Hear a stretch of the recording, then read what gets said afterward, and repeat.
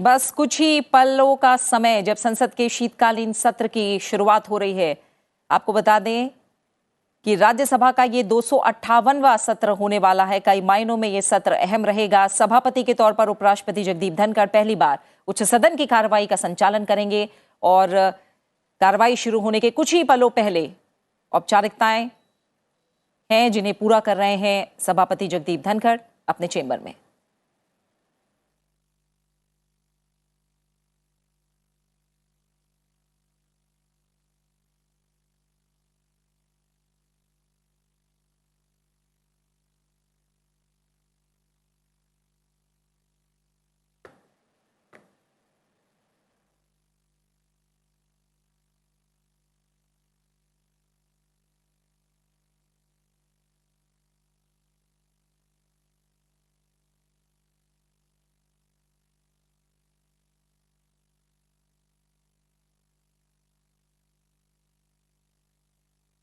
यही उम्मीद की जा रही है कि जगदीप धनखड़ का जो लंबा अनुभव है वो सदन की कार्रवाई के संचालन में बेहद काम आएगा। उनके अनुभव का लाभ सदन को मिलेगा और आज उपराष्ट्रपति जगदीप धनखड़ पहली बार उच्च सदन की कार्रवाई का संचालन करेंगे ठीक 11 बजे से, जब संसद की कार्रवाई की शुरुआत होगी। राम नारायण जी, बहुत बहुत शुक्रिया आपका भी हमारे साथ इस चर्चा में जुड़ने के लिए, संसद में आज में जुड़ने के लिए। इसी के साथ संसद में आज में फिलहाल इतना ही। कुछ देर में लोकसभा और राज्यसभा की कार्रवाई शुरू होने जा रही है। संसद टीवी लोकसभा पर आप लोकसभा और संसद टीवी राज्यसभा पर आप राज्यसभा की कार्यवाही का सीधा प्रसारण देख सकते हैं। बने रहिए संसद टीवी के साथ। नमस्कार।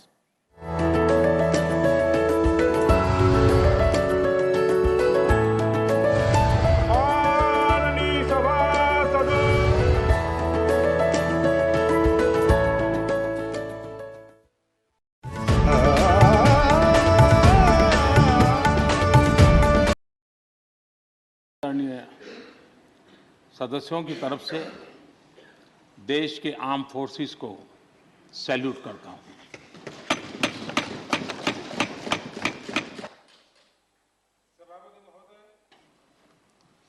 आज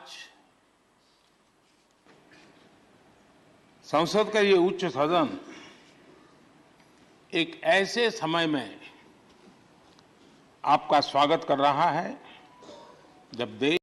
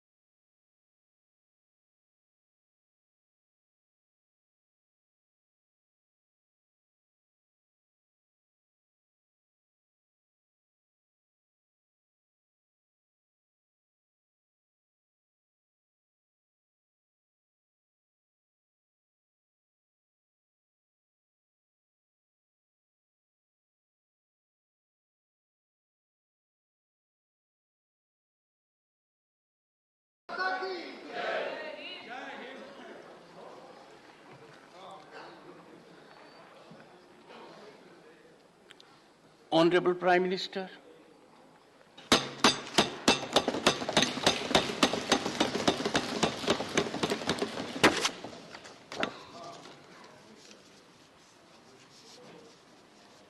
आदरणीय सभापति जी, आदरणीय सभी सम्मानीय वरिष्ठ सांसदगण, सबसे पहले मैं आदरणीय सभापति जी को आपको इस सदन की तरफ से और पूरे देश की तरफ से बहुत बहुत बधाई देता हूं।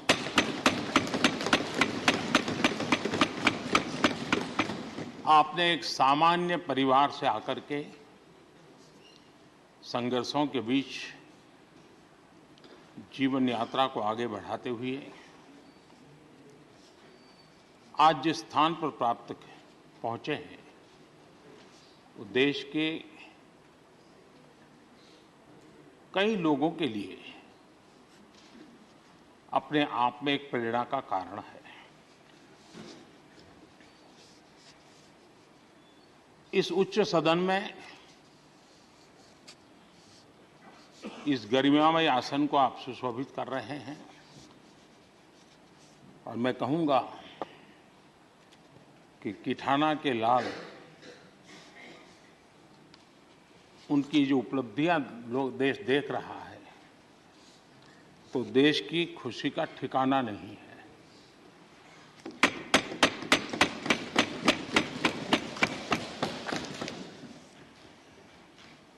आदरणीय सभापति जी, ये सुखद अवसर है कि आज आर्म फोर्सेस फ्लैग डे भी है।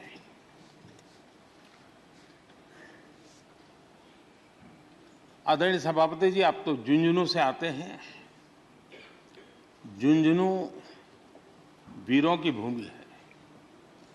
शायद ही कोई परिवार ऐसा होगा कि जिसने देश की सेवा में अग्रिम भूमिका न निभाई हो। और ये भी सोने में सुहागा है कि आप स्वयं भी सैनिक स्कूल के विद्यार्थी रहे हैं। तो किसान के पुत्र और सैनिक स्कूल के विद्यार्थी के रूप में मैं देखता हूं कि आप में किसान और जवान दोनों समाहित हैं।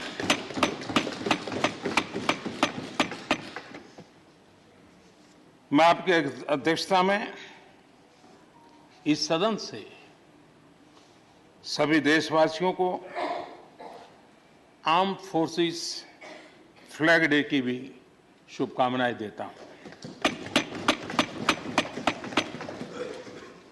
मैं इस सदन के सभी आदरणीय सदस्यों की तरफ से देश के आर्म फोर्सेस को सैल्यूट करता हूं।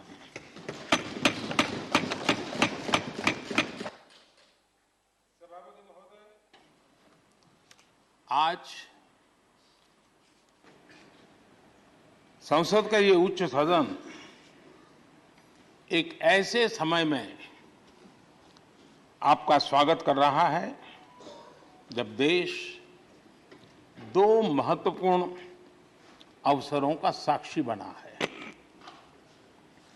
अभी कुछ ही दिन पहले दुनिया ने भारत को G20 समूह की मेजबानी का दायित्व सौंपा है। साथ ही ये समय अमृतकाल के आरंभ का समय है। ये अमृतकाल एक नए विकसित भारत के निर्माण का कालखंड तो होगा ही, साथ ही भारत इस दौरान विश्व के भविष्य की दिशा तय करने में भी बहुत अहम भूमिका निभाएगा। आदरणीय सभापति जी, भारत की इस यात्रा में हमारा लोकतंत्र, हमारी संसद, हमारी संसदीय व्यवस्था, उसकी भी एक बहुत महत्वपूर्ण भूमिका रहेगी। मुझे खुशी है कि इस महत्वपूर्ण कालखंड में उच्च सदन को आपके जैसा सक्षम और प्रभावी नेतृत्व मिला है। आपके मार्गदर्शन में हमारे सभी सदस्यगण अपने कर्तव्यों का प्रभावी पालन करेंगे। ये सदन देश के संकल्पों को पूरा करने का प्रभावी मंच बनेगा। आदरणीय सभापति महोदय, आज आप संसद के उच्च सदन के मुखिया के रूप में अपनी नई जिम्मेदारी का औपचारिक आरंभ कर रहे हैं। इस उच्च सदन के कंधों पर भी जो जिम्मेदारी है, उसका भी सबसे पहला सरोकार देश के सबसे निचले पायदान पर खड़े सामान्य मानवीय के हितों से ही जुड़ा है। इस कालखंड में देश अपने इस दायित्व को समझ रहा है और उसका पूरा जिम्मेदारी से पालन कर रहा है। आज पहली बार महामहिम राष्ट्रपति श्रीमती द्रौपदी मुर्मू के रूप में देश की गौरवशाली आदिवासी विरासत हमारा मार्गदर्शन कर रही है। इसके पहले भी श्री रामनाथ कोविंद जी ऐसे ही वंचित समाज से निकलकर देश के सर्वोच्च पद पर पहुंचे थे और अब एक किसान के बेटे के रूप में आप भी करोड़ों देशवासियों की, गांव, गरीब और किसान की ऊर्जा का प्रतिनिधित्व कर रहे हैं।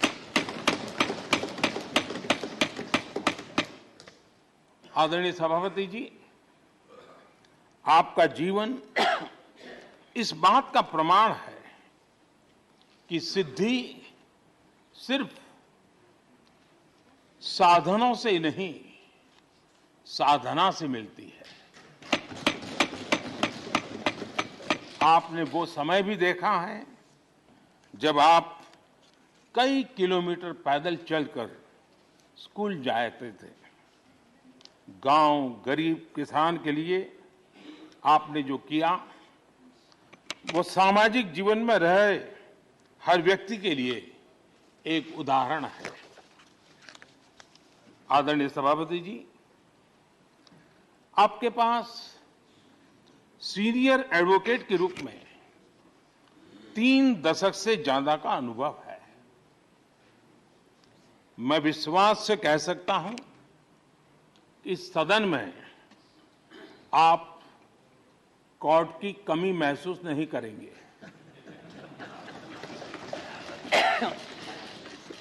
क्योंकि राज्यसभा में बहुत बड़ी मात्रा में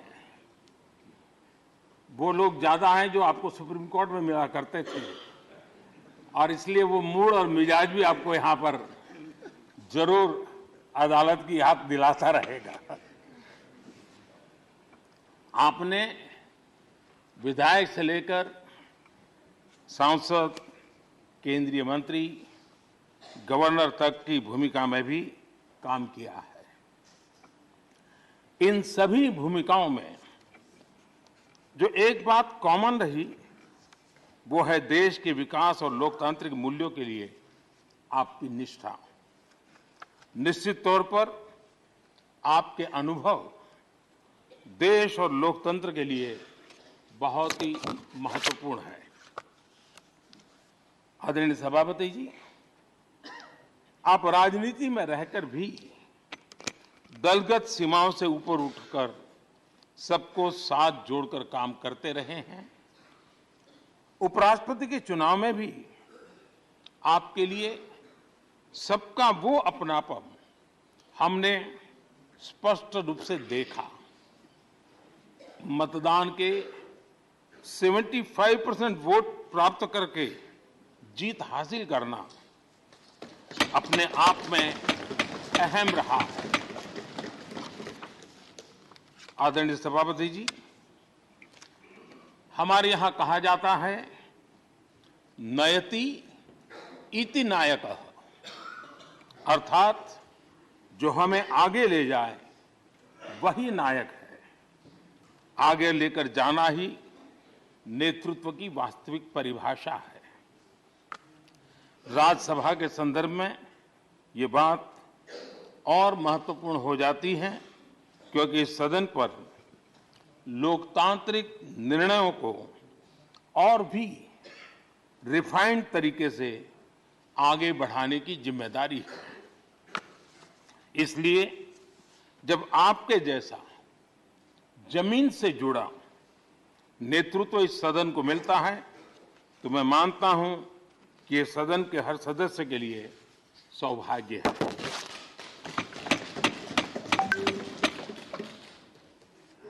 आदरणीय सभापति जी, राज्यसभा देश की महान लोकतांत्रिक विरासत की एक संवाहक भी रही है और उसकी शक्ति भी रही है। हमारे कई प्रधानमंत्री ऐसे हुए जिन्होंने कभी न कभी राज्यसभा सदस्य के रूप में कार्य किया। अनेक उत्कृष्ट नेताओं की संसदीय यात्रा राज्यसभा से शुरू हुई थी। इसलिए इस सदन की गरिमा को बनाए रखने और आगे बढ़ाने के लिए एक मजबूत जिम्मेदारी हम सभी के ऊपर है। आदरणीय सभापति जी, मुझे विश्वास है कि आपके मार्गदर्शन में ये सदन अपनी इस विरासत को, अपनी इस गरिमा को आगे बढ़ाएगा, नई ऊंचाइयां देगा। सदन की गंभीर चर्चाएं, लोकतांत्रिक विमर्श, लोकतंत्र की जननी के रूप में हमारे गौरव को और अधिक ताकत देंगे। आदरणीय सभापति महोदय जी, पिछले सत्र तक हमारे पूर्व उपराष्ट्रपति जी और पूर्व सभापति जी इस सदन का मार्गदर्शन करते थे और उनकी शब्द रचनाएं, उनकी तुकबंदी सदन को हमेशा प्रसन्न रखती थी। ठहाके लेने के लिए बड़ा अवसर मिलता था। मुझे विश्वास है कि आपका जो हाजिर जवाबी स्वभाव है वो उस कमी को कभी खलने नहीं देगा और आप सदन को वो लाभ भी देते रहेंगे। इसी के साथ मैं पूरे सदन की तरफ से, देश की तरफ से, मेरी तरफ से आपको बहुत बहुत शुभकामनाएं देता हूं। धन्यवाद।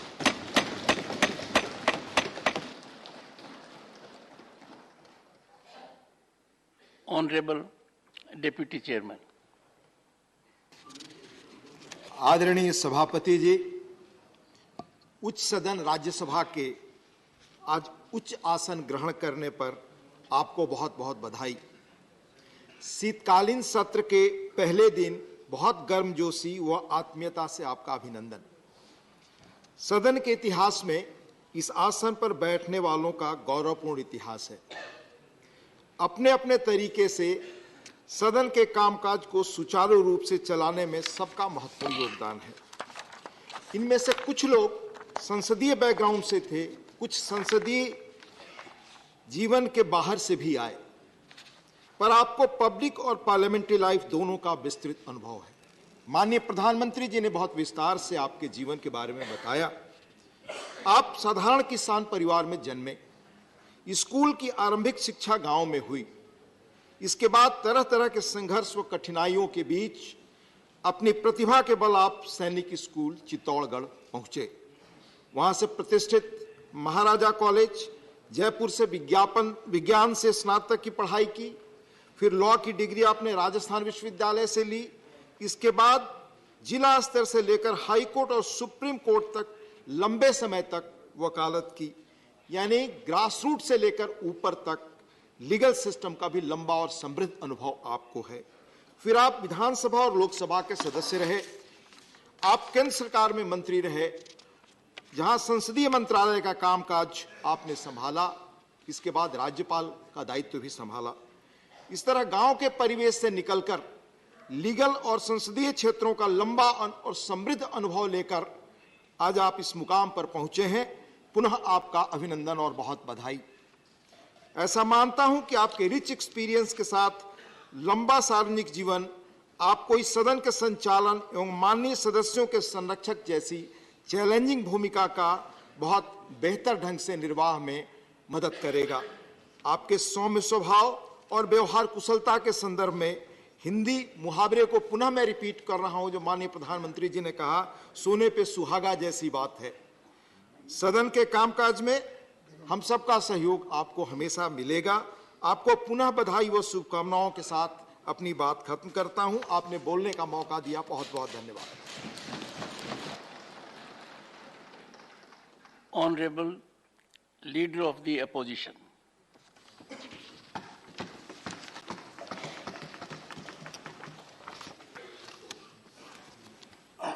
माननीय सभापति जी, विपक्ष के साथियों और अपनी ओर से मैं राज्यसभा के सभापति के रूप में आपका अभिनंदन करता हूं।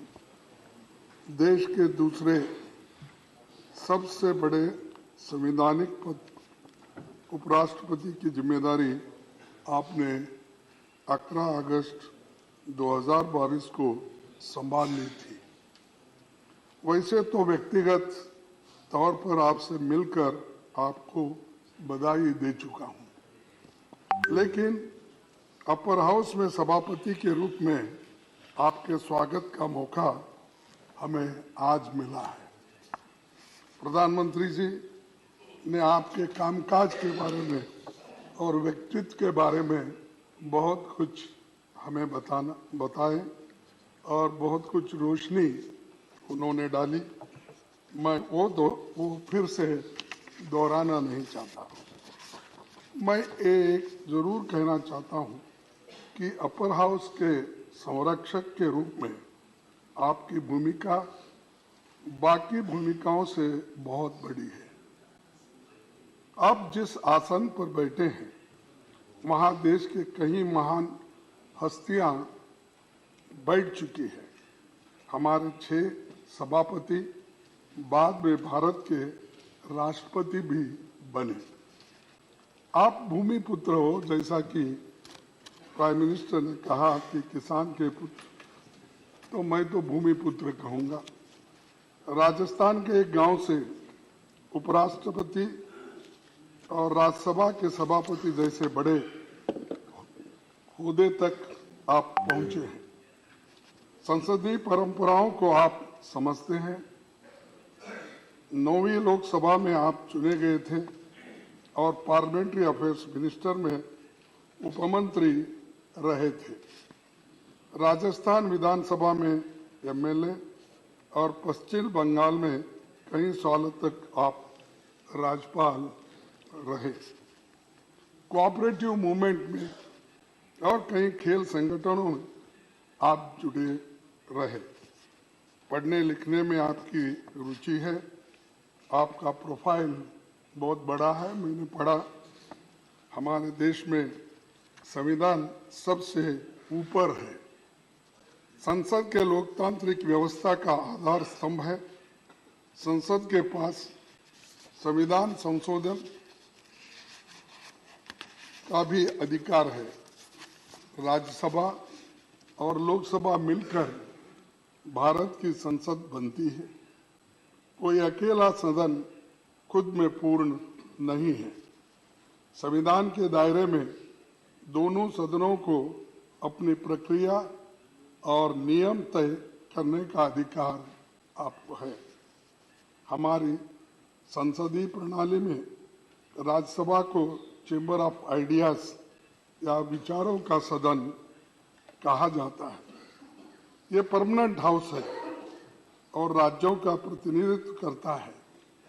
राज्यों की राजनीतिक तस्वीर यहाँ नजर आती है।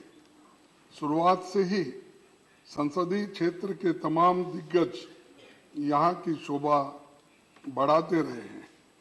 राज्यसभा ने भारतीय लोकतंत्र में संवाद की परंपरा को मजबूती दी है। अलग अलग विचारधाराओं की राजनीति का केंद्र होने के बाद भी यहाँ सबका लक्ष्य देश की तरक्की और उन्नति के बारे में हम हमेशा सोचते रहते हैं और सभी यही चाहते हैं जनता के सवालों पर गंभीर चर्चा हो और समस्याओं का समाधान निकालें।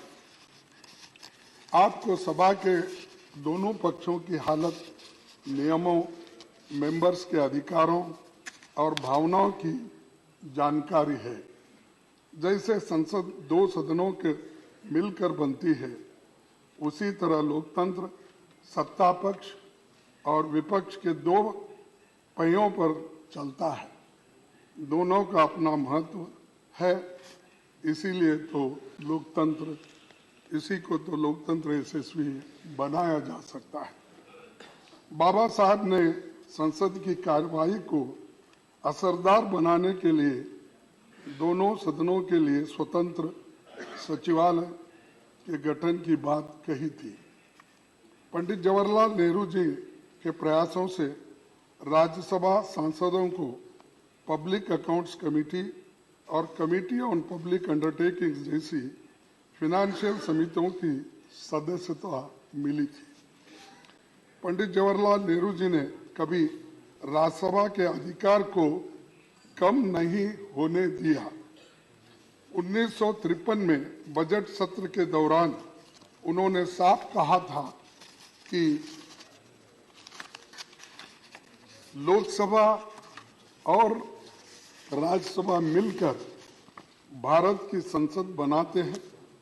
हमारे संविधान के अनुसार दोनों सदनों की अथॉरिटी के बीच मनी बिल्स को छोड़कर कोई अंतर नहीं है। आज जब मैं ये बातें कह रहा हूं तो हमें बहुत कुछ बातें याद आ रही हैं। विपक्ष के लोग संख्या बल में भले ही कम हो, लेकिन आप जानते हैं कि उनके अनुभवों और तर्कों में ताकत रहती है। लेकिन समस्या ये है कि इनकी जगह नंबरों की गिनती होती है, ना कि विचारों के बारे में सोचा जाता है। एक दूसरी दिक्कत ये भी है कि हाउस की सिटिंग्स कम होने के कारण जनता के मुद्दों पर चर्चा के लिए उचित समय नहीं मिल पाता। गरीबों, दबे कुचले और SC/ST किसानों और अत्याचार के शिकार महिलाओं की हालत पर ढंग से बातें नहीं रख पाते और बिल्स भी बहुत जल्दबाजी में पास होते। पहले जहां संसद में साल के 100 दिनों से ज्यादा चलती थी, अब 60 से 70 दिन भी नहीं चल पाती। लेकिन हमारी आबादी, अपेक्षाएं और समस्याएं बड़ी है। पिछले एक दशक का आंकड़ा देखें तो 2012 में संसद की सबसे ज्यादा 74 सिटिंग्स हुई थी। इसके बाद 2016 में 72 सिटिंग्स हुई। हाउस में सिटिंग्स बढ़ेगी तो अच्छा नतीजा निकलेगा और मैं आपसे आशा करता हूं कि आपके नेतृत्व में चर्चा के दिन बढ़ेंगे। सभापति जी, आप तो कानून के जानकार हैं। आप इसे अच्छी तरह समझे कि कानून अगर जल्दबाजी में बनते हैं तो उनमें खामियां होते हैं और सुप्रीम कोर्ट, हाई कोर्ट के जो जजेस हैं उनकी टीका टिप्पणी भी हम पे होती रहती है। कई जजेसों ने भी ये काम किया है, उनका सही तात्पर्य नहीं निकलता और ऐसे कानूनों की क्वालिटी पर सुप्रीम कोर्ट और हाई कोर्ट की टिप्पणियां करता है। ये हमारी संसद की प्रणाली की सेहत और इमेज को ठीक नहीं लगता। तो इसलिए हम चाहते हैं कि बिल्स को ठीक से एग्जामिन करने के काम को सेलेक्ट, जॉइंट और निचले सदन में स्टैंडिंग कमेटी इस विभाग संबंधी संसदीय समिति को ज्यादा से ज्यादा भेजा जाए और बिल्स को इन समितियों में भेजे जाए, वहां इन पर विस्तार से चर्चा हो। राज्यसभा का यही मुख्य काम भी है। मैं इस संदर्भ में 13 मई 1952 में हुई राज्यसभा की पहली बैठक में सभापति डॉक्टर राधाकृष्णन जी की कही इस बात को जिक्र करना चाहूंगा। उन्होंने कहा था, हमें इस देश की जनता के लिए ये बात न्यायोचित ठहराने के लिए पूरी ताकत के साथ जुट जाना चाहिए कि जल्दबाजी में पारित किए जाने वाले कानून पर रोक लगाने के लिए सेकंड चेंबर की जरूरत है। इसीलिए इसके अध्यक्ष भी अब आप ये सेकंड चेंबर के बने। इस मौके पर बहुत कुछ कहा जा सकता है, लेकिन मैंने कुछ बातें रखी है। उम्मीद करता हूं कि आप हमारी भावनाओं को समझेंगे। विपक्ष की ओर से हम यही कहना चाहेंगे कि आपको हम अपनी ओर से पूरा सहयोग देंगे। और मैं एक बात मैं कहना चाहता हूं, मुझे वो बात जरा खटक रही मुझे, क्योंकि जब कोई हमारे अपोजिशन के लोग मिलते हैं, हमारे पार्टी के लोग मिलते हैं, तो लास्ट यहाँ पर सदन में मैं कुछ एक शेर बोला था, शायरी बोली थी, उसके ऊपर ज्यादा से ज्यादा आप ध्यान देकर मुझे क्यों ऐसा कहे ये बात आपने बार बार कहा है, लेकिन मैं ये दोहराऊंगा कि इसको भी आप बुरा नहीं मानना चाहिए, क्योंकि ये सदन का है। मेरे बारे में कोई राय मत बनाना गालिब, मेरे बारे में कोई राय मत बनाना गालिब, मेरा वक्त भी बदलेगा, तेरी राय भी बदलेगी। तो ये कहते हुए मैं आपको धन्यवाद देता हूं, और ये सदन बहुत सुरक्षित चलेगा और हम पूरी कोशिश करेंगे हर बात पर आपको सहकार देने के लिए। धन्यवाद। Shri Derek O'Brien.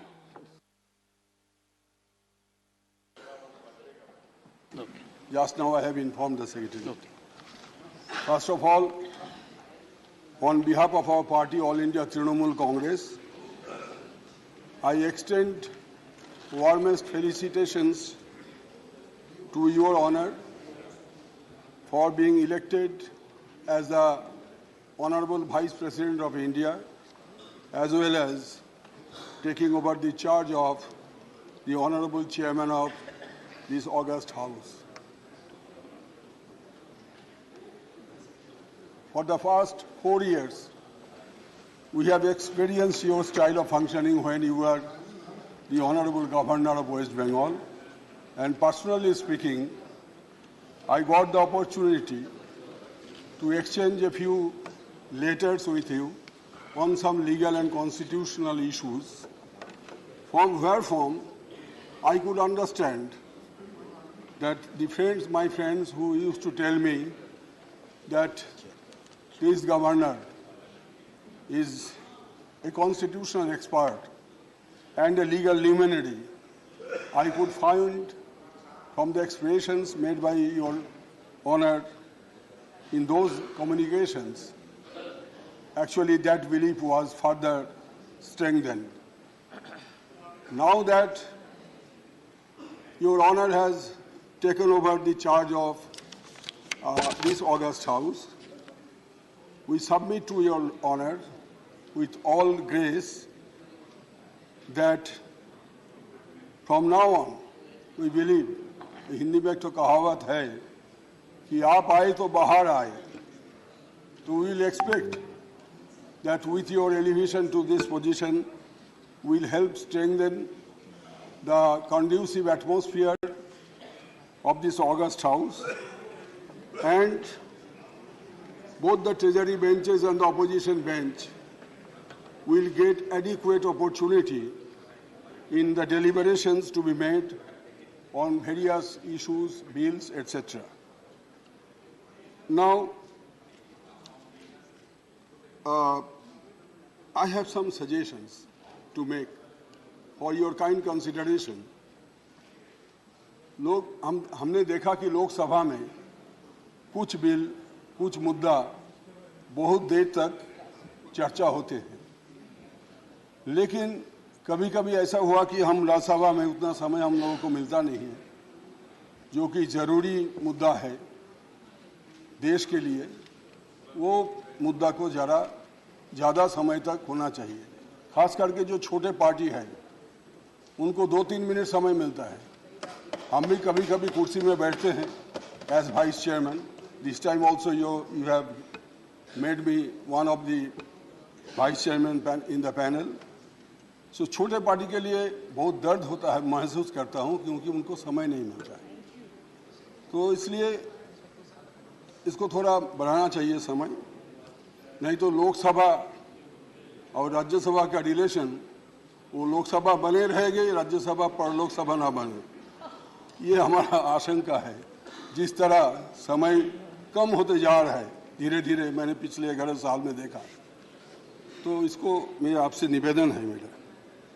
दूसरा, जैसे कि हमारे honourable leader of the opposition ने बताया कि scrutiny of the bills, that is very important by the standing committees and at times by the select committee also.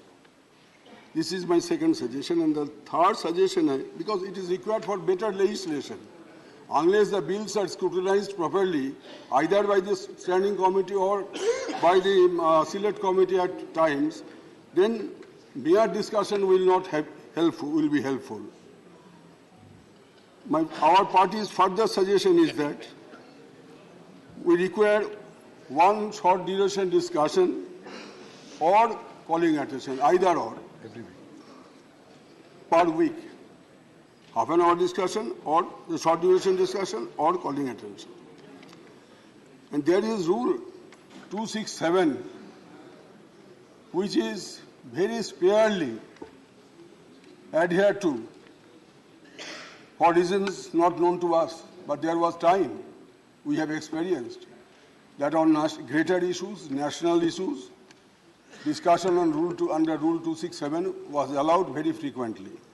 My only suggestion would be that at least per session, one issue under 267 may be taken up. Yes. This is my suggestion. And the opposition voice in a democracy, as we know, the voice of dissent is also to be listened. Otherwise, the concept of or the idea of participating in democracy will be a futile exercise. With these words, I wish you all the best for the coming years. Thank you, sir. Shri Tiruchi Shiva. Thank you, Mr. Chairman, sir. Sir, I bestow upon you my profound wishes profusely on behalf of the DMK party on your assuming the chairman of the second chamber in the parliament. Sir, when our party leader and Chief Minister of Tamil Nadu, Mr. M.K. Stalin, has met you to congratulate you on your having been elected as the Vice President, we have expressed your wishes how to run the House, and he has assured you that DMK will extend its fullest cooperation in running a smooth House. And I stand by his words, sir, and I assure you again on behalf of the members of my party here that we will ensure that we will cooperate in all the ways for a smooth running of the Parliament. Sir, you are the 14th Vice President of the largest democracy in the world. Nowhere in any other democracy does this system exist. By virtue of being the Vice President, you are a part of the executive. And as per the Constitution, you are the ex officio chairman of the Rajya Sabha, and by that, you are a part of the Parliament. So you wear two caps. You have dual capacity. You are a Vice President and part of executive, and you are part of the Parliament. Sir, everyone knows very well that you are an expert in the Constitution. You are thorough with the Constitution. For your legal track record is a very good example of that. And now we know, sir, during the intercession period, after you have won the elections, every day you were here in the Parliament, attending the office, and now we are sure that you are thorough with the rules of the procedures and rules of conduct in the Rajya Sabha. Sir, we expect a lot from you. We expect you to be impartial. The opposition parties should have the equal share as that of the treasury benches, and the numbers of the members in the House should not decide the quality of the debate. Sir, I have met you twice at your residence and yesterday in the BSc. And both the three occasions have made me to realize which was very consoling, that you have very great concern for the smaller parties in the parliament. The nominated members, the independent members, and members who represent the smaller numbers in the party. Their party may be bigger outside, but their numbers will be lesser here.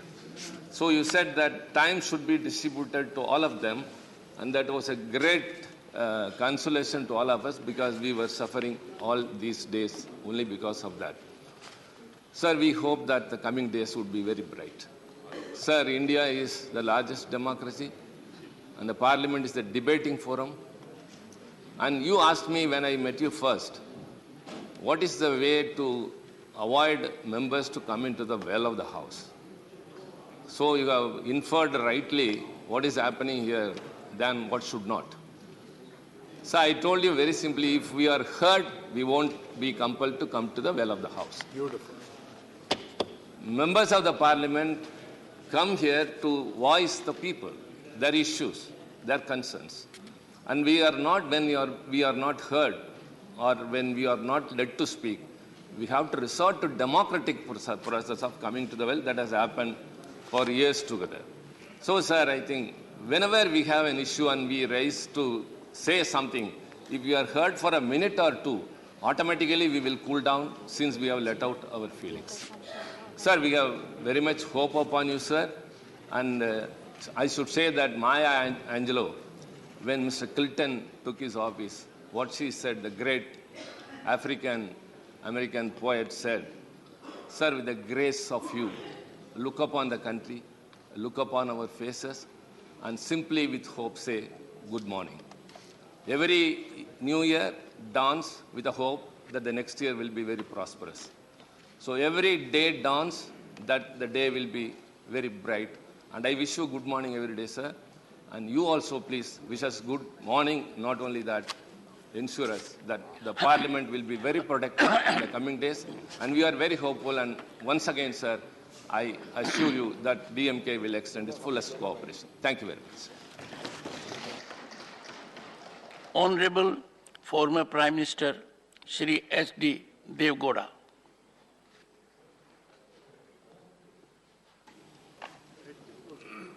So you want to sit and speak? Sit down and talk. Respected Chairman, sir, I am the only one single member in this House.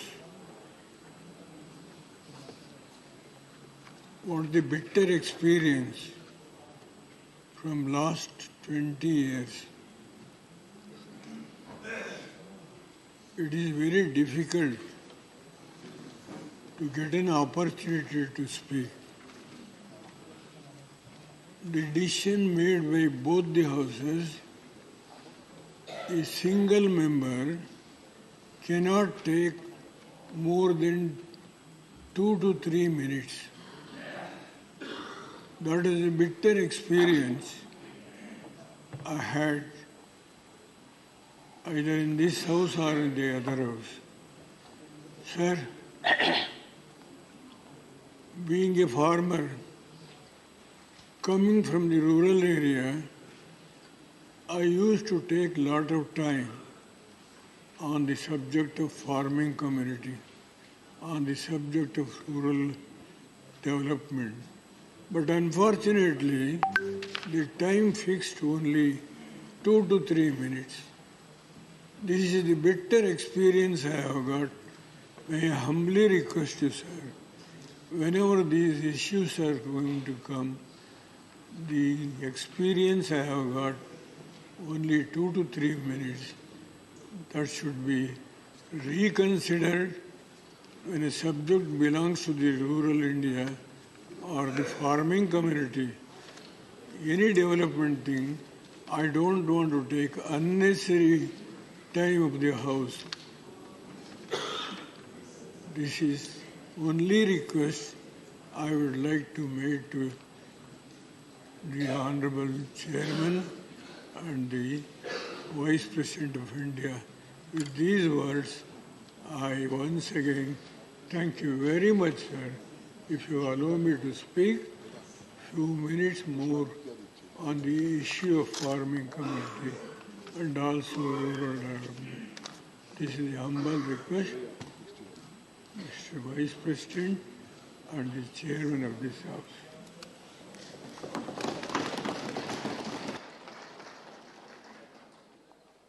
Shri Raghav Chadha. Sir, मैं आम आदमी party की ओर से, हमारे नेता अरविंद केजरीवाल जी की ओर से आपका बहुत बहुत अभिनंदन करता हूं और इस नई पारी के लिए आपको खूब सारी शुभकामनाएं देता हूं। आपका सफ़र, जीवन का सफ़र एक बहुत बेहतरीन सफ़र रहा। एक साधारण से किसान परिवार में जन्म लेने के बाद आपने कई संघर्षों का सामना किया और एक विधायक के तौर पे, सांसद के तौर पे, मंत्री के तौर पे, राज्यपाल के तौर पे और अब देश के उपराष्ट्रपति के तौर पे, राज्यसभा के अध्यक्ष के तौर पे आपको अपनी सेवाएं देने का मौका मिला। हम जैसे लाखों युवाओं के लिए आपका जीवन, आपका करियर एक प्रेरणा स्रोत है सर। इसी के साथ साथ मैं एक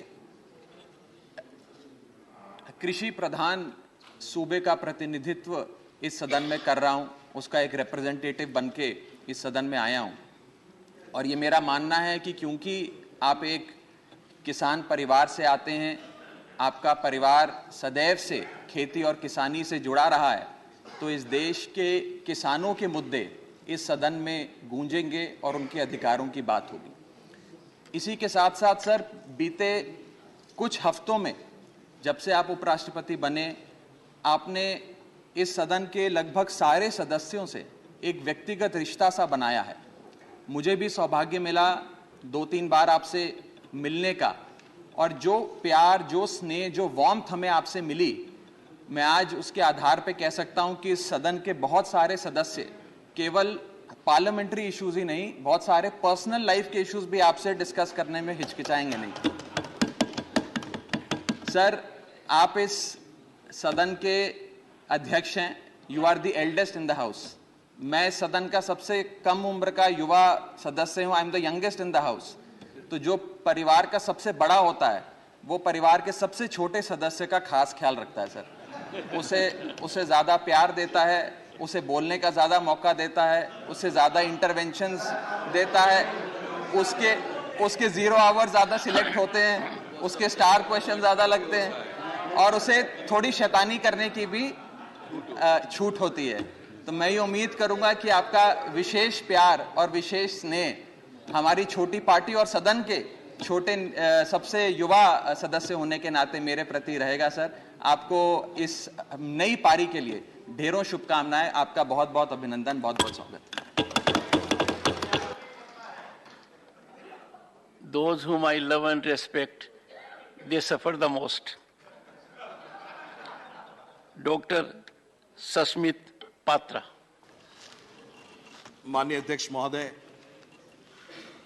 आज इस घड़ी में जब हम आपको स्वागत कर रहे हैं, मैं मेरे पार्टी बीजू जनता दल की तरफ से, हमारे माननीय नेता और माननीय मुख्यमंत्री श्री नवीन पटनायक जी की तरफ से हम आपको वेलकम करते हैं, अभिनंदन करते हैं और ये आश्वासन के साथ करते हैं मान्यवर कि जो लक्ष्मण रेखाएं हैं हमारी संसदीय विधि व्यवस्था की, वह लक्ष्मण रेखाओं को माननीय मुख्यमंत्री श्री नवीन पटनायक जी ने कभी लांघने का कोई स्कोप नहीं दिया और हमेशा से एक चीज हम सबको भी कहा है कि भी जब भी संसद में जाओ, मर्यादाओं की रक्षा करो और संसद उचित तरह से चल सके, इसका पूरा कोशिश करो।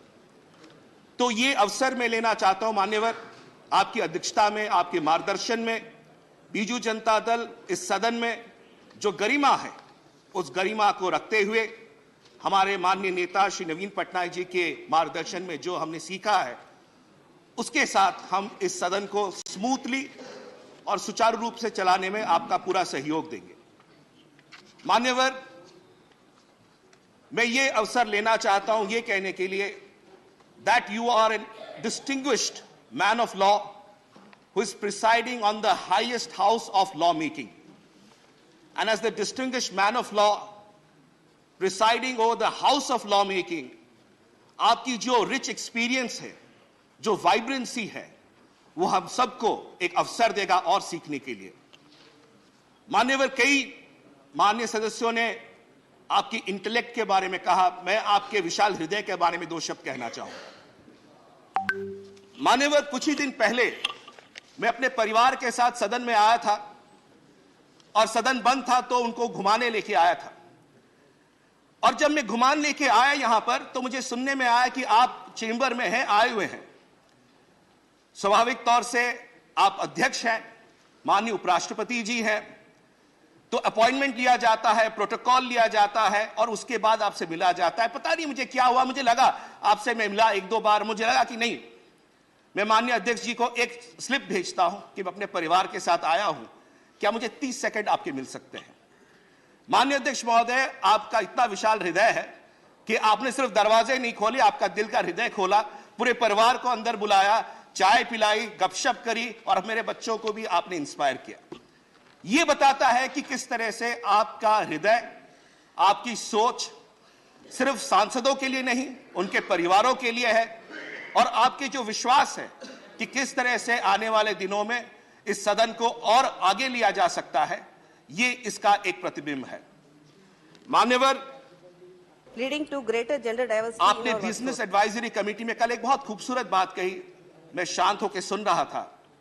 आपने कहा that whenever there is any matter, I will first look to the opposition, then I will look to the government and then again I will look to the opposition. That shows the strength, that shows your commitment, that shows your vision of running the House. I thank you for that. मान्यवर, आखिरी बात कहूंगा, यह सदन council of states है, हम उड़ीसा से आते हैं और कई ऐसे विषय होते हैं जो कि सदन में स्टेट्स के बारे में चर्चा होती है।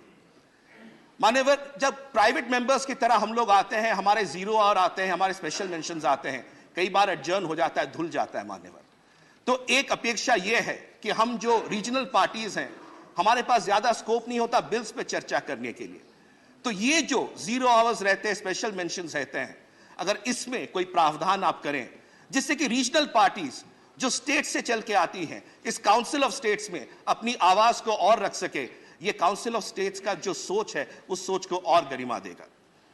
आखिर में मैं सिर्फ यही कहूंगा, उड़िया में दो शब्द कहूंगा कि आपन को अनेक अनेक स्वागत, अनेक अनेक अभिनंदन, आमर समस्त शुभेच्छा आपन सहित रही, आपन सहित रहिबो, आपके साथ हमारी शुभेच्छाएं हैं, आपके साथ हमारा अभिनंदन है और हम आशा करते हैं आपके मार्गदर्शन में हम और आगे बढ़ेंगे। बहुत बहुत धन्यवाद। नमस्कार।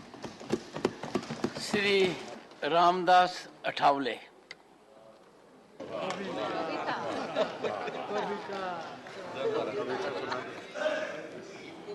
आदरणीय महोदय, मैं तो अन्याय के खिलाफ लड़ा हूं, मैं तो अन्याय के खिलाफ लड़ा हूं, इसलिए आपको बधाई देने के लिए यहां खड़ा हूं। आपका अनुभव बहुत ही बड़ा है, आपका अनुभव बहुत ही बड़ा है, इसलिए आपने संघर्ष का पहाड़ चढ़ा है। मेरे पार्टी का मैं हूं अकेला, मेरे पार्टी का मैं हूं अकेला, लेकिन मेरे हाथ में है संविधान का पेला। मैं हूं मेरे पार्टी का अकेला, लेकिन मेरे हाथ में है संविधान का पेला। मैं तो हूं आपका सच्चा चेला, मैं तो हूं आपका सच्चा चेला, मुझे मत छोड़ो अकेला।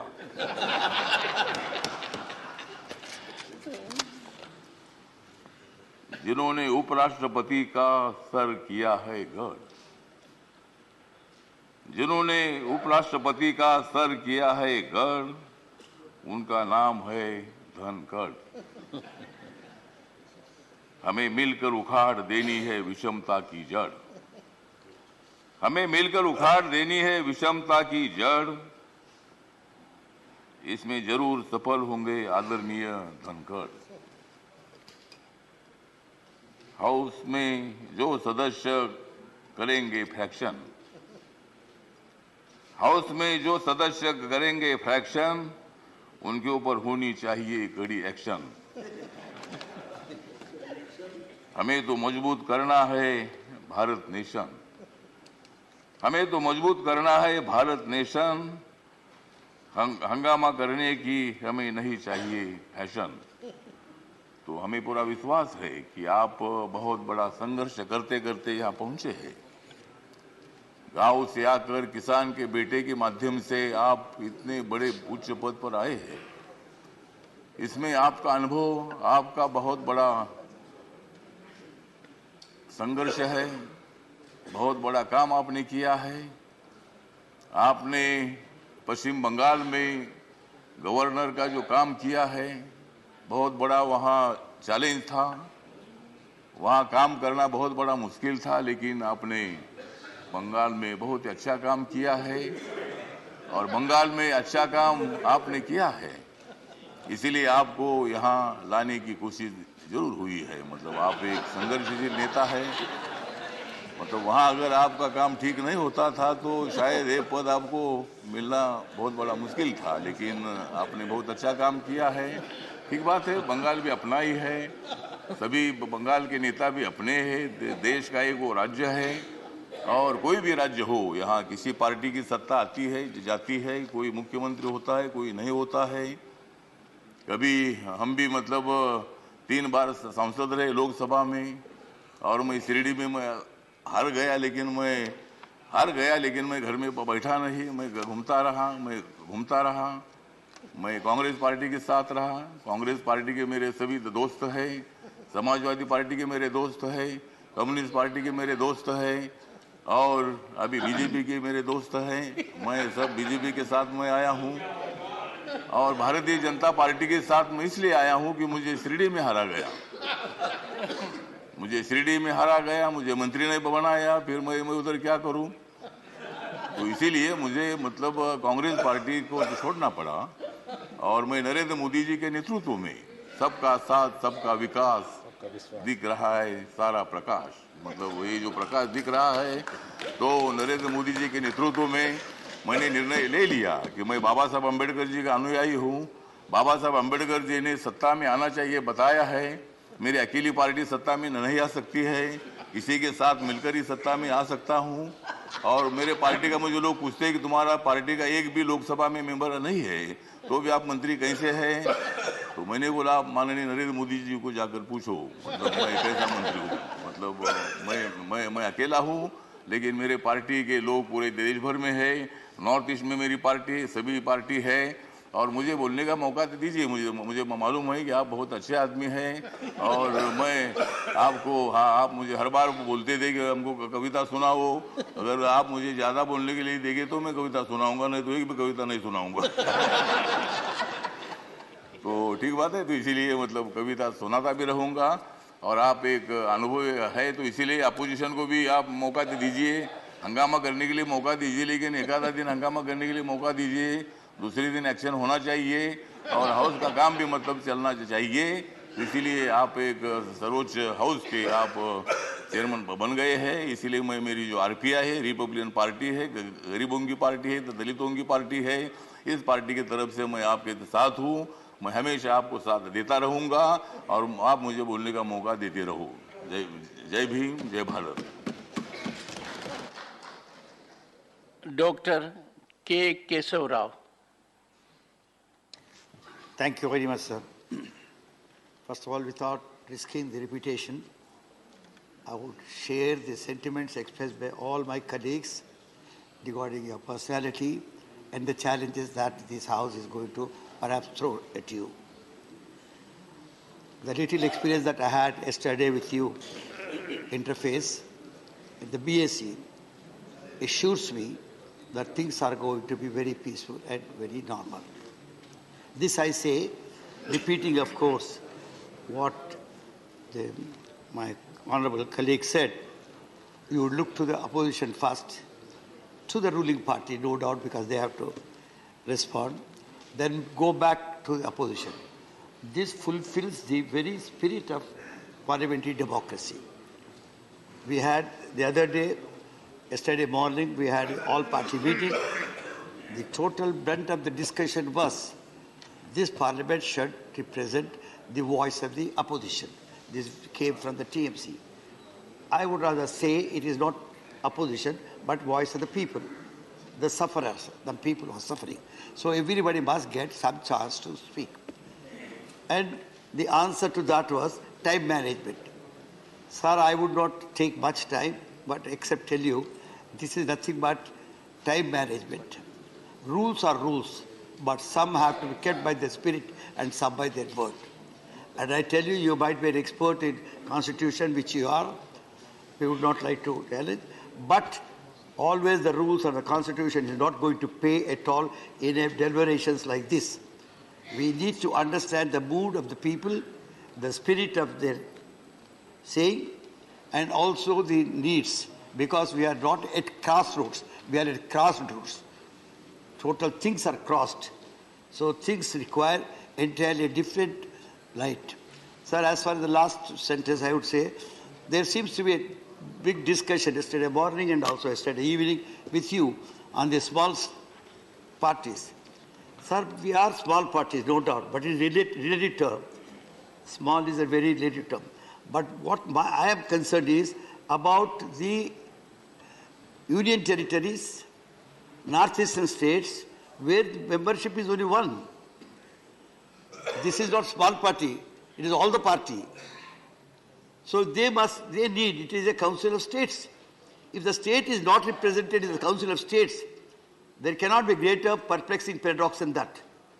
So we need to see in the small parties, we forget about them. We need to look to them from an entirely different angle because they need to be represented in this house. With these words, I tell you, sir, your wisdom and yesterday's your professorial talk to us on the constitutional ethos give us, reassure us. And I tell you, while sharing all the sentiments, I say it was understated because you deserve more than that. Thank you very much. Shri Premchand Gupta. आदरणीय सभापति महोदय, संसदीय लोकतंत्र के इस गरिमामयी पद पर आप आसीन हुए, इसके लिए मैं आपको मेरी तरफ से, मेरी पार्टी की तरफ से और हमारे राष्ट्रीय अध्यक्ष माननीय लालू प्रसाद जी की तरफ से बहुत बहुत बधाई और शुभकामनाएं देता हूं। श्रीमान जी, राष्ट्र के उपराष्ट्रपति और इस सभा के अध्यक्ष के रूप में हमें पूरी उम्मीद है कि आपके नेतृत्व में बहुत ही सुचारू रूप से ये सदन चलेगा, ऐसी पूरी आशा है। श्रीमान जी, आप ग्रामीण परिवेश से आते हैं, किसान परिवार से हैं, आपने बड़े संघर्ष किए हैं। मेरा सौभाग्य है कि मैं आपको पिछले 35 साल से जानता हूं। श्रीमान जी, मैंने आपका वो सफ़र देखा है कि आप किस प्रकार से आपने सभी बाधाओं को पार करते हुए और अपने लक्ष्य को हासिल किया। आप एक ट्रू कर्मयोगी हैं। आप श्रीमान जी, आप बहुत बड़े एक कानून के ज्ञाता हैं। आप यंगेस्ट स्टेज में आप देश के सबसे उच्चतम न्यायालय के आप सीनियर काउंसिल अपॉइंट हुए थे। ये एक बहुत ही सौभाग्य की बात थी। और श्रीमान जी, शायद बहुत लोगों को नहीं मालूम कि आप आर्बिट्रेशन, इंटरनेशनल और नेशनल आर्बिट्रेशन में आपकी बड़ी भारी एक्सपर्टाइज है। श्रीमान जी, ज़्यादा न कहते हुए मैं यही कहना चाहूँगा कि आपके नेतृत्व में इस गरिमामयी सदन का बहुत ही सुचारू रूप से संचालन होगा और हम सब लोगों को बात करने का, बोलने का मौका मिलेगा। इसके साथ एक बार फिर आपको बहुत बहुत बधाई देता हूँ। धन्यवाद। श्री इलामारम करीम।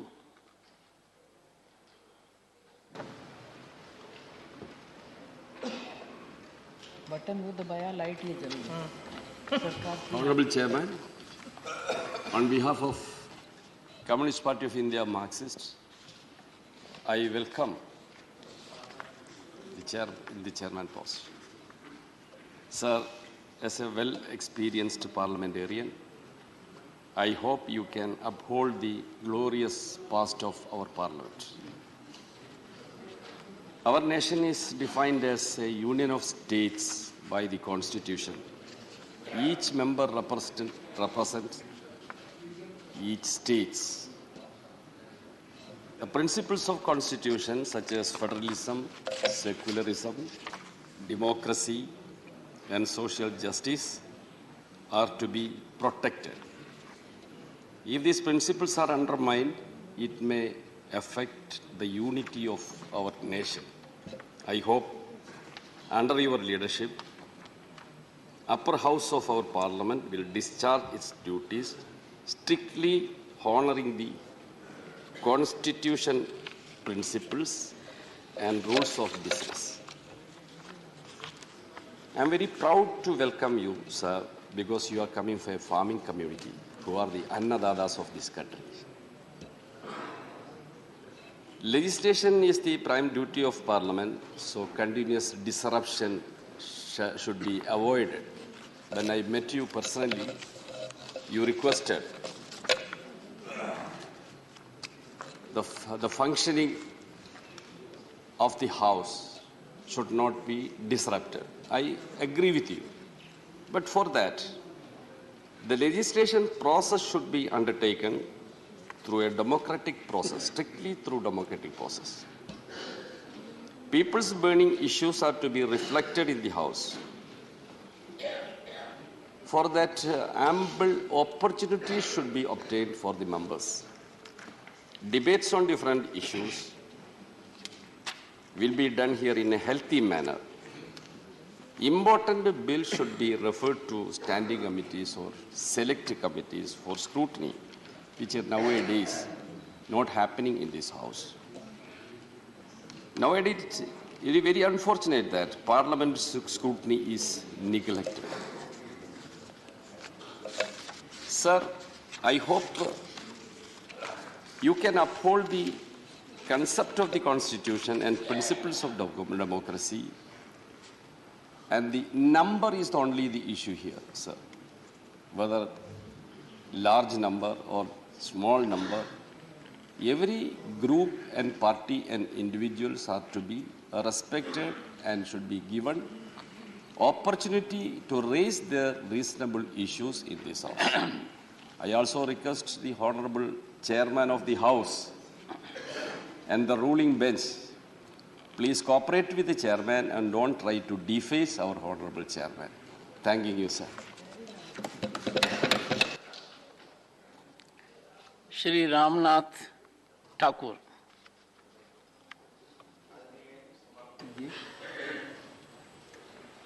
मैं अपने दल जनता दल यू हमारे नेता नीतीश कुमार जी की तरफ से और मैं अपनी तरफ से अपने परिवार की तरफ से आपका हार्दिक अभिनंदन, हार्दिक स्वागत करता हूं। मैं दो बातों की तरफ आपसे निवेदन के तौर पर रखना चाहता हूं। छोटे छोटे दलों को आप जिस तरह आप गरीब परिवार से आए हैं, किसान के रूप में, वरिष्ठ अधिवक्ता के रूप में, जब आपके यहाँ गरीब मुवक्किल आते रहे होंगे तो उनके प्रति जो आपकी हमदर्दी रहती होगी, उस हमदर्दी को रखते हुए आप छोटे छोटे दल के लोगों को अधिक समय देकर आप गौरवान्वित करने का अनुभव प्राप्त करेंगे, यह आपसे मेरा निवेदन है। अंत में मैं आपसे कहना चाहता हूं कि जो कुछ मेरे पास था तुझ तक ले आया हूं। देख देख दामन छोड़ के न जाना तू, याद रहे हम सबकी, यही कहने आया हूं। धन्यवाद। Dr. Pratidhvani. Honorable Chairman, Vanakkam sir. On behalf of ADMK party and my General Secretary, Edapadi Palniswamy, I congratulate you to occupy this highest position, sir. Sir, you know very well, as Prime Minister said, so many eminent persons served in the House, still serving eminent persons in the upper house. You are seeing the photograph opposite Dr. Radhakrishnan. He's a great philosopher and occupied that position which you are occupying now.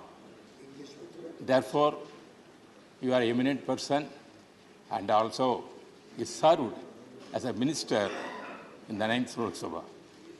My association with you at that time where I also served the 9th Lok Sabha, as a minister you performed very well. Not only in the Lok Sabha, at the same time as a minister you visited the Rajya Sabha also. There it is not a new thing you. Sir, and also as I said, sir, eminent persons means, always I remember our Tamil Nadu great leader, Parent Anna, who occupied this in the house and gave many lectures here, many speeches also. Same way, my leader, Madam Amma Jayalalitha also served in the same Rajya Sabha. Therefore, we are also on the opportunity to serve here under your leadership and your guidance, sir. As our honourable member said, this house is a part of the parliament. I accept that. At the same time, it represents the Council of States. Most of the members representing from various states, they have come over here, not only pass many legislation, and also they protect the states' rights, federalism. The federalism is the most concept. This is the House represents that, sir. And also, sir, as others said about you, you are coming from an agriculture family and also became an eminent lawyer and also served as minister also. Therefore, you know very well about the sentiment of the House. As other members said, sometimes may be small number here, sometimes may large number also. In the politics, it may change. Therefore, small numbers cannot be treated as small members because people are always with the small members also in the high level. That is the position in democracy. Therefore, as others requested, we have to give more time to others. And also one representation I want to make is humbly to make to you, sir. When you were calling for I also served as a presiding officer nearly 15 years in the Lok Sabha. As Deputy Speaker Lok Sabha panel of chairman, I served there 15 years. When I am presiding over, at that time we are taking the numbers of when allocating the time for the various political parties. At that time we have to call the small party different numbers we have to take, sir. Here what is happening? Single member is called at the same time, 4 members we are also part at the same time. It is calling, it's not correct, sir. That I request you, the numbers has to take it. The Lok Sabha we have to take first numbers only. That according to that we are calling. But here the system is different. I request you please to consider it. And also, sir, I am having very affectionate with you, and I hope that on behalf of my ADM party, I will be supporting you. And once again, I congratulate you on behalf of my ADMK party and of my General Secretary, ParliamentSession. Thank you very much, sir. Shri Praful Patel.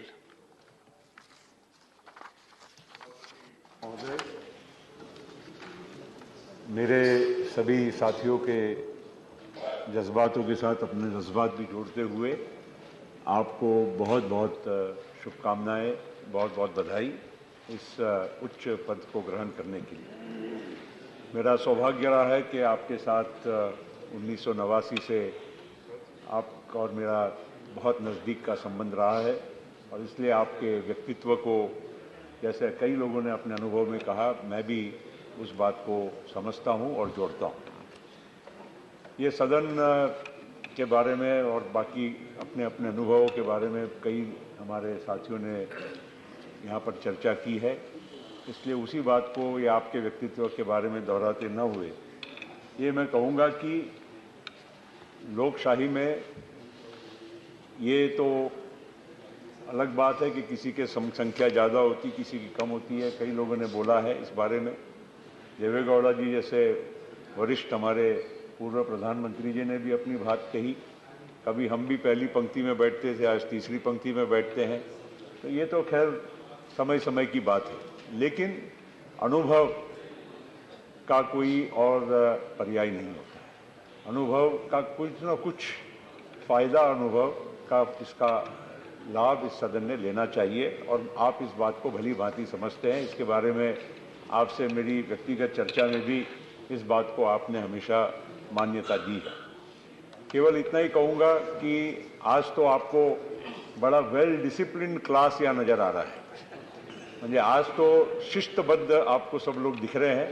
पहला दिन है, इसलिए आपके सम्मान में कोई व्यवधान नहीं आने वाला है, लेकिन निश्चित लोकतंत्र में ये सब बातों का आपको भी धीरे धीरे, जो आपने टीवी में देखा या आपके पुराने अनुभव में आपने जो देखा होगा, उसका कहीं ना कहीं आपको यहाँ पर ट्रेलर दोबारा दिखेगा जरूर, इसमें कोई शक नहीं है। लेकिन मैं कहूँगा ये लोकतंत्र की ये एक बहुत बड़ी बात है। आप इसको एक कभी कभी प्रेशर कुकर में जैसे स्टीम छोड़ा जाता है, वैसा आप अगर उसको मॉड्यूलेट करेंगे तो निश्चित इस सदन को दोनों बाजू से आप चलाने में बहुत सफल रहेंगे। इतना मैं आपको जरूर विश्वास देना चाहता हूं। अंत में इतना ही कहूंगा कि हमारी पार्टी, हमारे नेता शरद पवार जी, एनसीपी की ओर से, हमारे सदस्यों की ओर से, कि हमने आज तक कभी ये लक्ष्मण रेखा, जो पार्लियामेंट्री जो गरिमा है और जो हमारे जो रूल्स है, इसको ध्यान में रखते हुए कभी वो लक्ष्मण रेखा का उल्लंघन नहीं किया है। हमारे ओर से आपको पूरा सहयोग मिलेगा, आगे भी रहेगा, हमेशा रहेगा। और आपको मेरे ओर से, मेरी पार्टी की ओर से, मेरे नेता की ओर से फिर से बहुत बहुत शुभकामनाएं देते हुए आपका सफल कार्यकाल रहे, इसकी प्रार्थना करते हुए आपसे रजा लेता हूं। Honorable members, the list is long. I am overwhelmed. I would only suggest we economize time. Professor Ram Gopal Yadav. श्रीमान, मैं अपनी समाजवादी पार्टी और अपनी तरफ से आपका हृदय से स्वागत करता हूँ। आपसे जब मैं पहली बार मिला तो आप जितना खुलेपन से मिले, क्योंकि इससे पहले जब मिलते रहे तो एक प्रोटोकॉल की जो दीवार बनी रहती थी, उतना ही मिलना, यहाँ बैठना, इतनी दूर बैठना, वो कुछ नहीं था। ये एक स्वाभाविक रूप से बहुत ही अच्छी बात थी और हमारे सारे मेंबर्स ने ये महसूस किया और उसकी तारीफ भी की। जहाँ तक के इस सदन की बात है, एक बात मैं आपको बताना चाहता हूँ कि जब यहाँ बात होती है तो सब लोग सैद्धांतिक रूप से कहते हैं कि मैं सहयोग करूँगा, मैं सहयोग करूँगा, मैं सहयोग करूँगा, और कल आप देखेंगे बहुत सारे लोग सहयोग नहीं करेंगे। कारण ये होता है कि बहुत सारे ऐसे मुद्दे होते हैं जो जन आकांक्षाओं के खिलाफ होते हैं, या तो गवर्नमेंट के आदेश या फैसले या कोई बिल जो आ रहे हैं उनमें ऐसे प्रोविजंस होते हैं जो आम लोगों के हितों को एडवर्सली प्रभावित करने जा रहे होते हैं। तब जनता, जिनके हम प्रतिनिधि हैं, उनकी अपेक्षा होती है कि हमारी बात को यहाँ बैठे हुए लोग कहें, और अगर इजाजत नहीं दी जाएगी तो ये साइलेंट नहीं बैठ सकते, और साइलेंट बैठेंगे तो कल हमसे कहेंगे हमारे हितों के खिलाफ जब कानून बन रहे थे तो आप क्या कर रहे थे हाउस में। ये मजबूरी विपक्ष के लोगों की समझने की आवश्यकता है सबको। इसलिए मैं आपको बधाई तो देता हूं, स्वागत करता हूं, लेकिन ये आपसे वादा नहीं करता हूं कि सदन में व्यवधान उत्पन्न नहीं होगा। अगर जनहित के खिलाफ कोई बात होगी तो निश्चित रूप से होगा। बहुत बहुत धन्यवाद। Shrimati Priyanka Chaturvedi.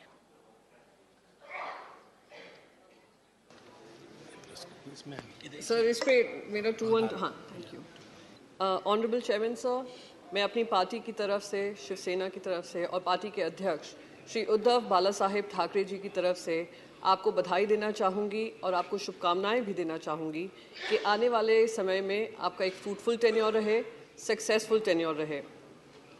Sir, Rajya Sabha council of states है, हम सब अपने अपने राज्यों से चुनकर आते हैं।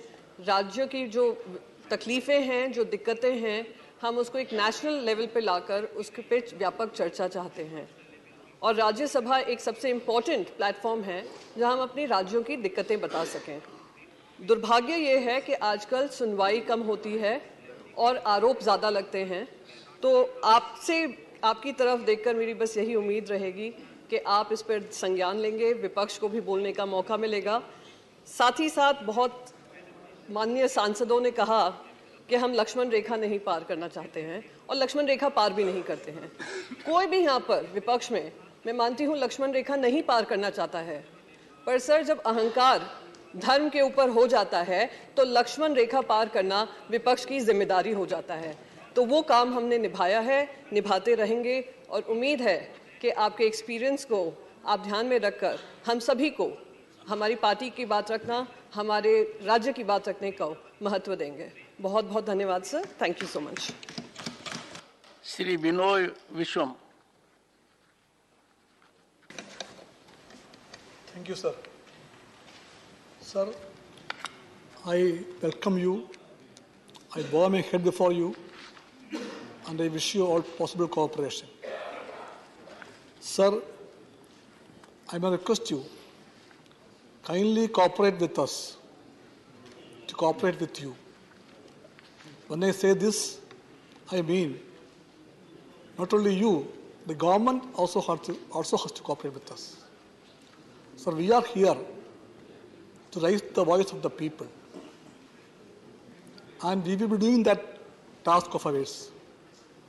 Sir, I represent a small party, but I believe the small party is a great party which always has stood for the cause of the people, cause of the country, the cause of the Constitution, always held the values of the democratic norms, secularism, federalism, and this country's socialist goals. With this, we came here, and we have a right here, a duty here, to raise those tasks in our capacity as much as possible. So this is the parliament. And in this parliament, we are sure that we have a role as opposition. Only that role we will play here. We heard the Honorable Prime Minister in the morning. He talked about Amrit Kal, the G20 chairmanship. We all wish that in this Amrit Kal, during this period of chairmanship, India can come to the better position in the global hunger index. We stand for that. He talked about Adivasis, Dalits, and women, and we wish that all those promises made by the government for these sections, the poor sections, be fulfilled. We argue for that, and for such activities, we expect that they will cooperate with us. Sir, you are a Kisan-oriented man. He also talked about the Kisan. We have a request. Kindly legalize the MSP for the Kisan. So the promise, sir, one more thing. Sir, short duration discussion, calling attention, Rule 267, all these are in the rule book. We ask only those items in the rule book. But many a time, when it is denied, we have no other option but to raise the voice. Kindly help us not to raise the voice. Sir, one more thing, sir. I cannot resist myself because I felt it very seriously. When we met yesterday for the first time, I thought that you will be a man of great protocol and great high-handedness. I came with that expectation. But you shattered all my expectations. You beheld me as a man known to me for so many years. I never expected a vice president, a chairman, to come to the car to see of a member. You did that. The first time yesterday, I talked to my wife. I never report my parliamentary experience to my wife on a day-to-day basis. When I see her, I tell her. But yesterday, I thought that I should talk to her. I told her I met the chairman. And I told, he asked about you. He asked about our daughters. He knows everybody. Then she asked me how. I don't know how, but that is you. And my party have great trust on you, sir. And with this words I conclude. Shri Ramji.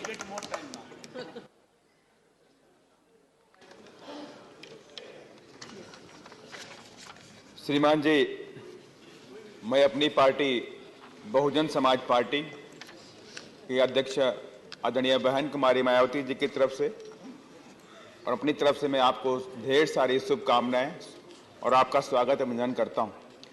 श्रीमान जी, आपका जीवन वाकई संघर्षपूर्ण रहा कि आपने संघर्ष के दौरान तमाम विभिन्न पदों पर रह करके आपने देश की सेवा की है और आज एक छोटे से गांव से निकल करके आप इस देश के उपराष्ट्रपति बने और राज्यसभा के आप अध्यक्ष भी। वाकई ये आपका जो जीवन है, संघर्षपूर्ण जीवन, हम सभी लोगों के लिए एक प्रेरणादायक भी है और हमें पूरी आशा और विश्वास है कि आपका जो हम सब जो विपक्ष के भी लोग हैं और सत्ता पक्ष के भी लोग हैं, आपके लिए हम दोनों लोग बराबर ही हैं और तमाम ऐसे जनहित के मुद्दे आते हैं। हम लोग 0 आवर में हम लोग आपको एप्लीकेशन देते हैं बोलने के लिए, लेकिन तमाम उन मुद्दों पे हमें समय नहीं मिलता, हमारा नाम कट जाता है या समय नहीं मिलता, 10 लोगों का नाम सेलेक्ट होता है। तो मैं आपसे रिक्वेस्ट भी करूंगा कि 0 आवर में सभी सांसदों की जेन्युइन बातों को टाइम दें ताकि जनहित के मुद्दे हैं उनको यहाँ पे आवाज उठाई जा सके। इसके लिए मैं आपसे रिक्वेस्ट करूंगा और आपका लगाव हमारे पार्टी के संस्थापक माननीय श्री कांसीराम साहब के साथ बहुत रहा है और हमें पूरा विश्वास भी है आपका आशीर्वाद हम सब पर बना रहेगा। जी धन्यवाद। श्री कनक मेदला Ravindra Kumar.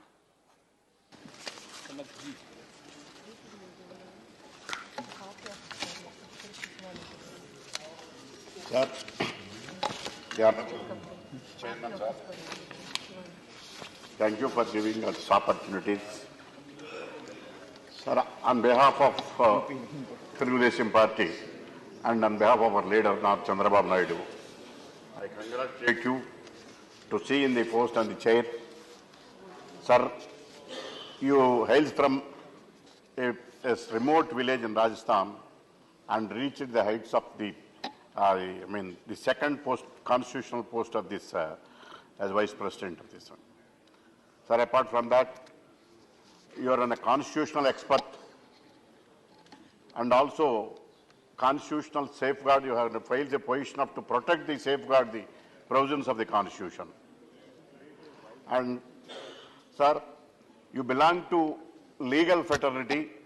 I am very happy to know that you have practiced from Magistrate Court to District Court, High Court and Supreme Court.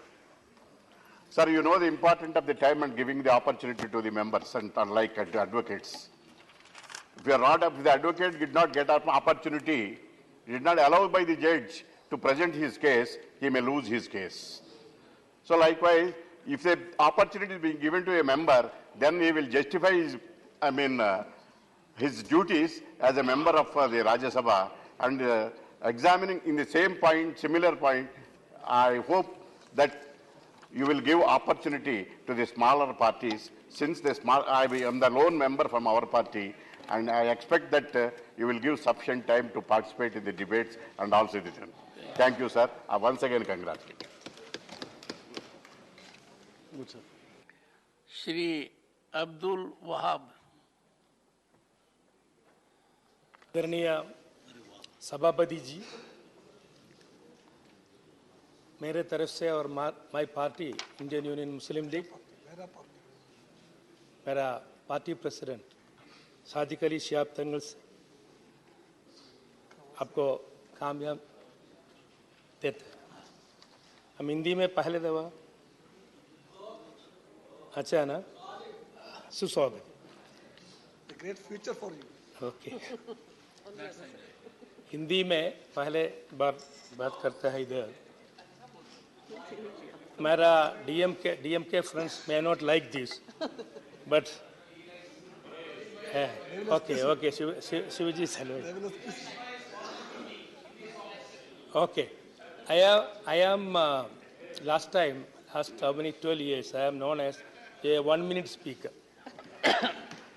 for 2 minutes maximum, even though I am allotted 3 minutes, 5 minutes. My only request to you, this one, instead of putting us the tail enders, you put just like what you call a sandwich. One party, then small party, then one party, then small party, so that it will be justified and we can tell something, some points. Otherwise, everything is told by everybody. So, मेरा request है ये ऐसा करने के सब काम ये आपको नमस्कार. श्री वीरेंद्र प्रसाद वैश्य.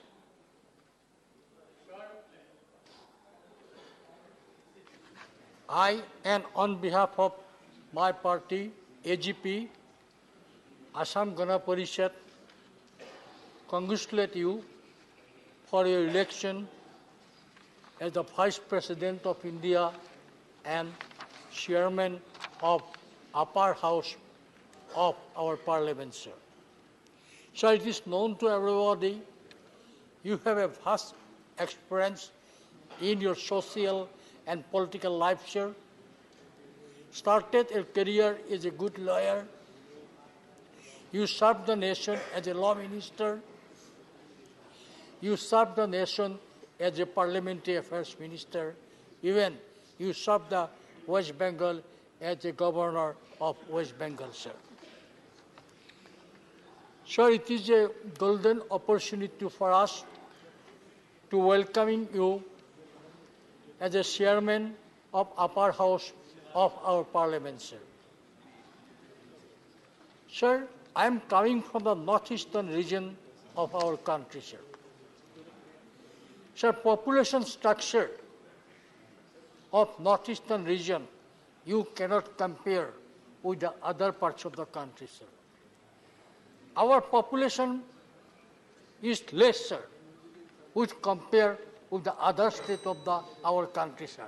So, I like to give one example. This is your first day, sir. Being a shortest population, Mizoram has only one member in Rajya Sabha, sir. Arunachal have one member in Rajya Sabha, sir.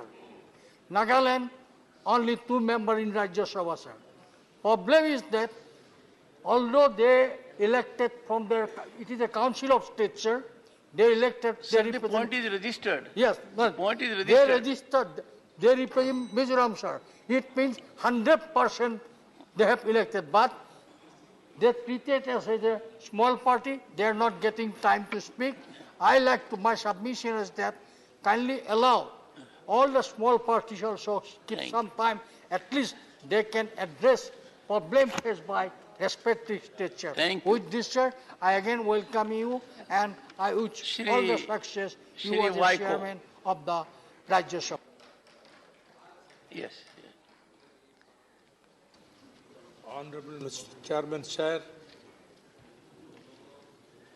I am so thankful to you for giving me this opportunity at the fag end of the discussion. Normally, we are the victims, small parties. Of course, we can express our views on this parliament, but whenever discussion takes place, the bigger parties are given more time, more than they deserve. The small parties, we should be given ample opportunity to protect the cornerstones of this constitution: secularism, federalism, social justice. Today, we are standing at the crossroads of the history. Secularism has become a question mark. Social justice has become a question mark. So what we are going to do with these questions? And because brutal majority should not bulldoze the basic concepts of this constitution, particularly social justice and secularism.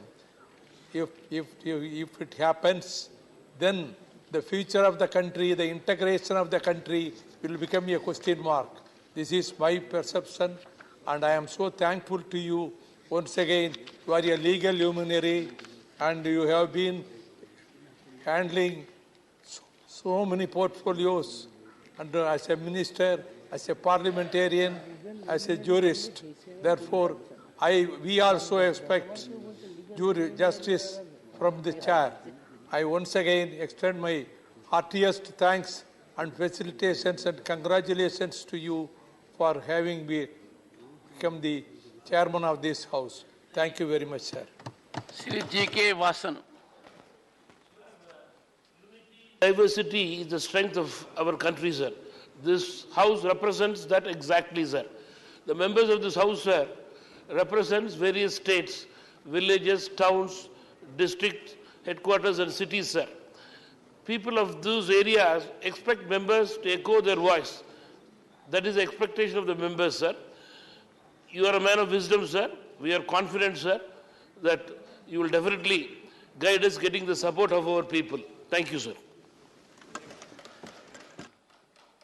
Dr. Van Viroy Karluki.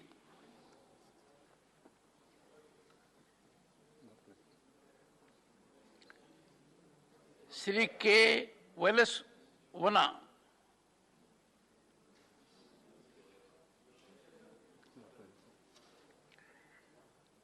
Sri Jose K. Mani.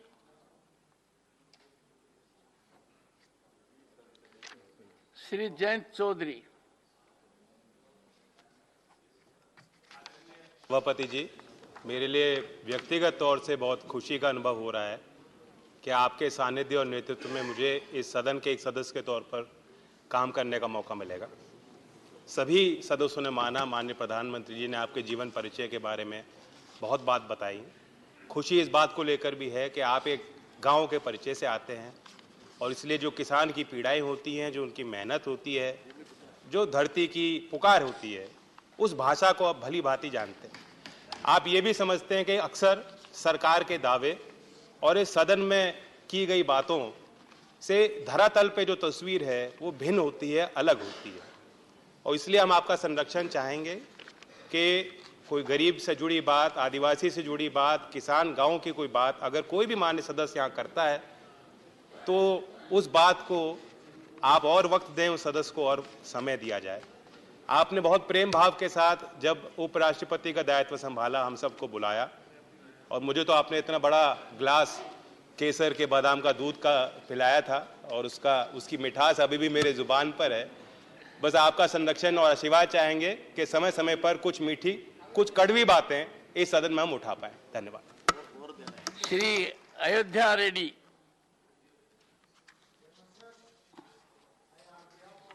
YSR Congress Party and our President Sri Y.S. Jagan Mohan Reddy, we congratulate you and welcome you as a chairman of this August House.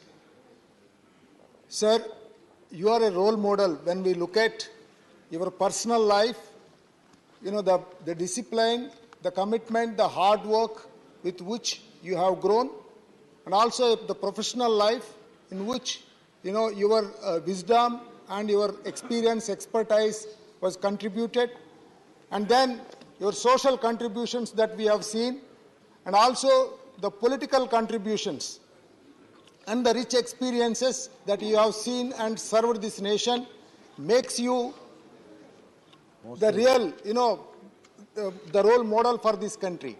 And you are, when we look at you, I wanted to tell you, sir, through you, I wanted to communicate to this House that as the largest democracy, we have a greater responsibility, you know, to showcase to this world that India is not just the largest democracy alone, just in its constitution, but also in practice. They are going to showcase to the world. So a clear dimension and direction need to come under your leadership through this House, the way we are going to make ourselves present. Secondly, sir, during your leadership only, this country is going to be the third largest global economy. So we have to ensure that how a global leader has to present themselves and how the issues have to be raised in the House and how the House has to give the direction to the rest of the country need to be brought in. And also by 2047, when we achieve 100 years of our independence, the country is going to be second largest economy.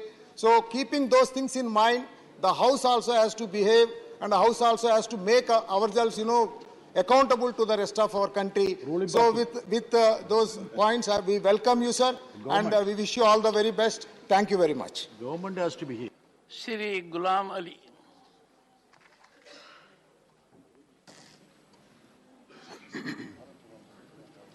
मैं president of India के द्वारा nominated member होने के नाते मैं chairman साहब को दिल की गहराइयों से मुबारकबाद दूंगा कि आपके साथ जो हमारी 2-3 मुलाकातें हुई ओथ के टाइम पे या देश के वज़ीर आज़म ने जो सुबह कहा, आपके विज़न से, आपकी ज़िंदगी के इस तजर्बे से हमें एज ए न्यू मेंबर सीखने का मौका मिलेगा और हम आपसे उम्मीद करते हैं कि इस विज़न का हमें भरपूर फ़ायदा होगा और आप सबको you can feeling of all the members. शुक्रिया, धन्यवाद। Shrimati PT Usha. Sir, in a short span as the Vice President of India and the Chairman of this august House, you have won the confidence of people and people's representatives across the political parties. This is evident from the emotions poured in the speeches of leaders of both Treasury and opposition. My special thanks to Honorable PM of India for his concern for the marginalized. It is a grace for the nation that our Honorable President of India belongs to tribal community. It is a great honor for the tribal community, and a son of a farmer is now Vice President of India. This is a new India where Republican spirit is now transferred from symbolism to substantive form. Your role and personality, your intellect and philosophy of life will create a history, add values to the second chamber. Sir, we are upper house. We are extended to play vital role as statesmen. Your leadership will be helpful to strengthen the glory of the house.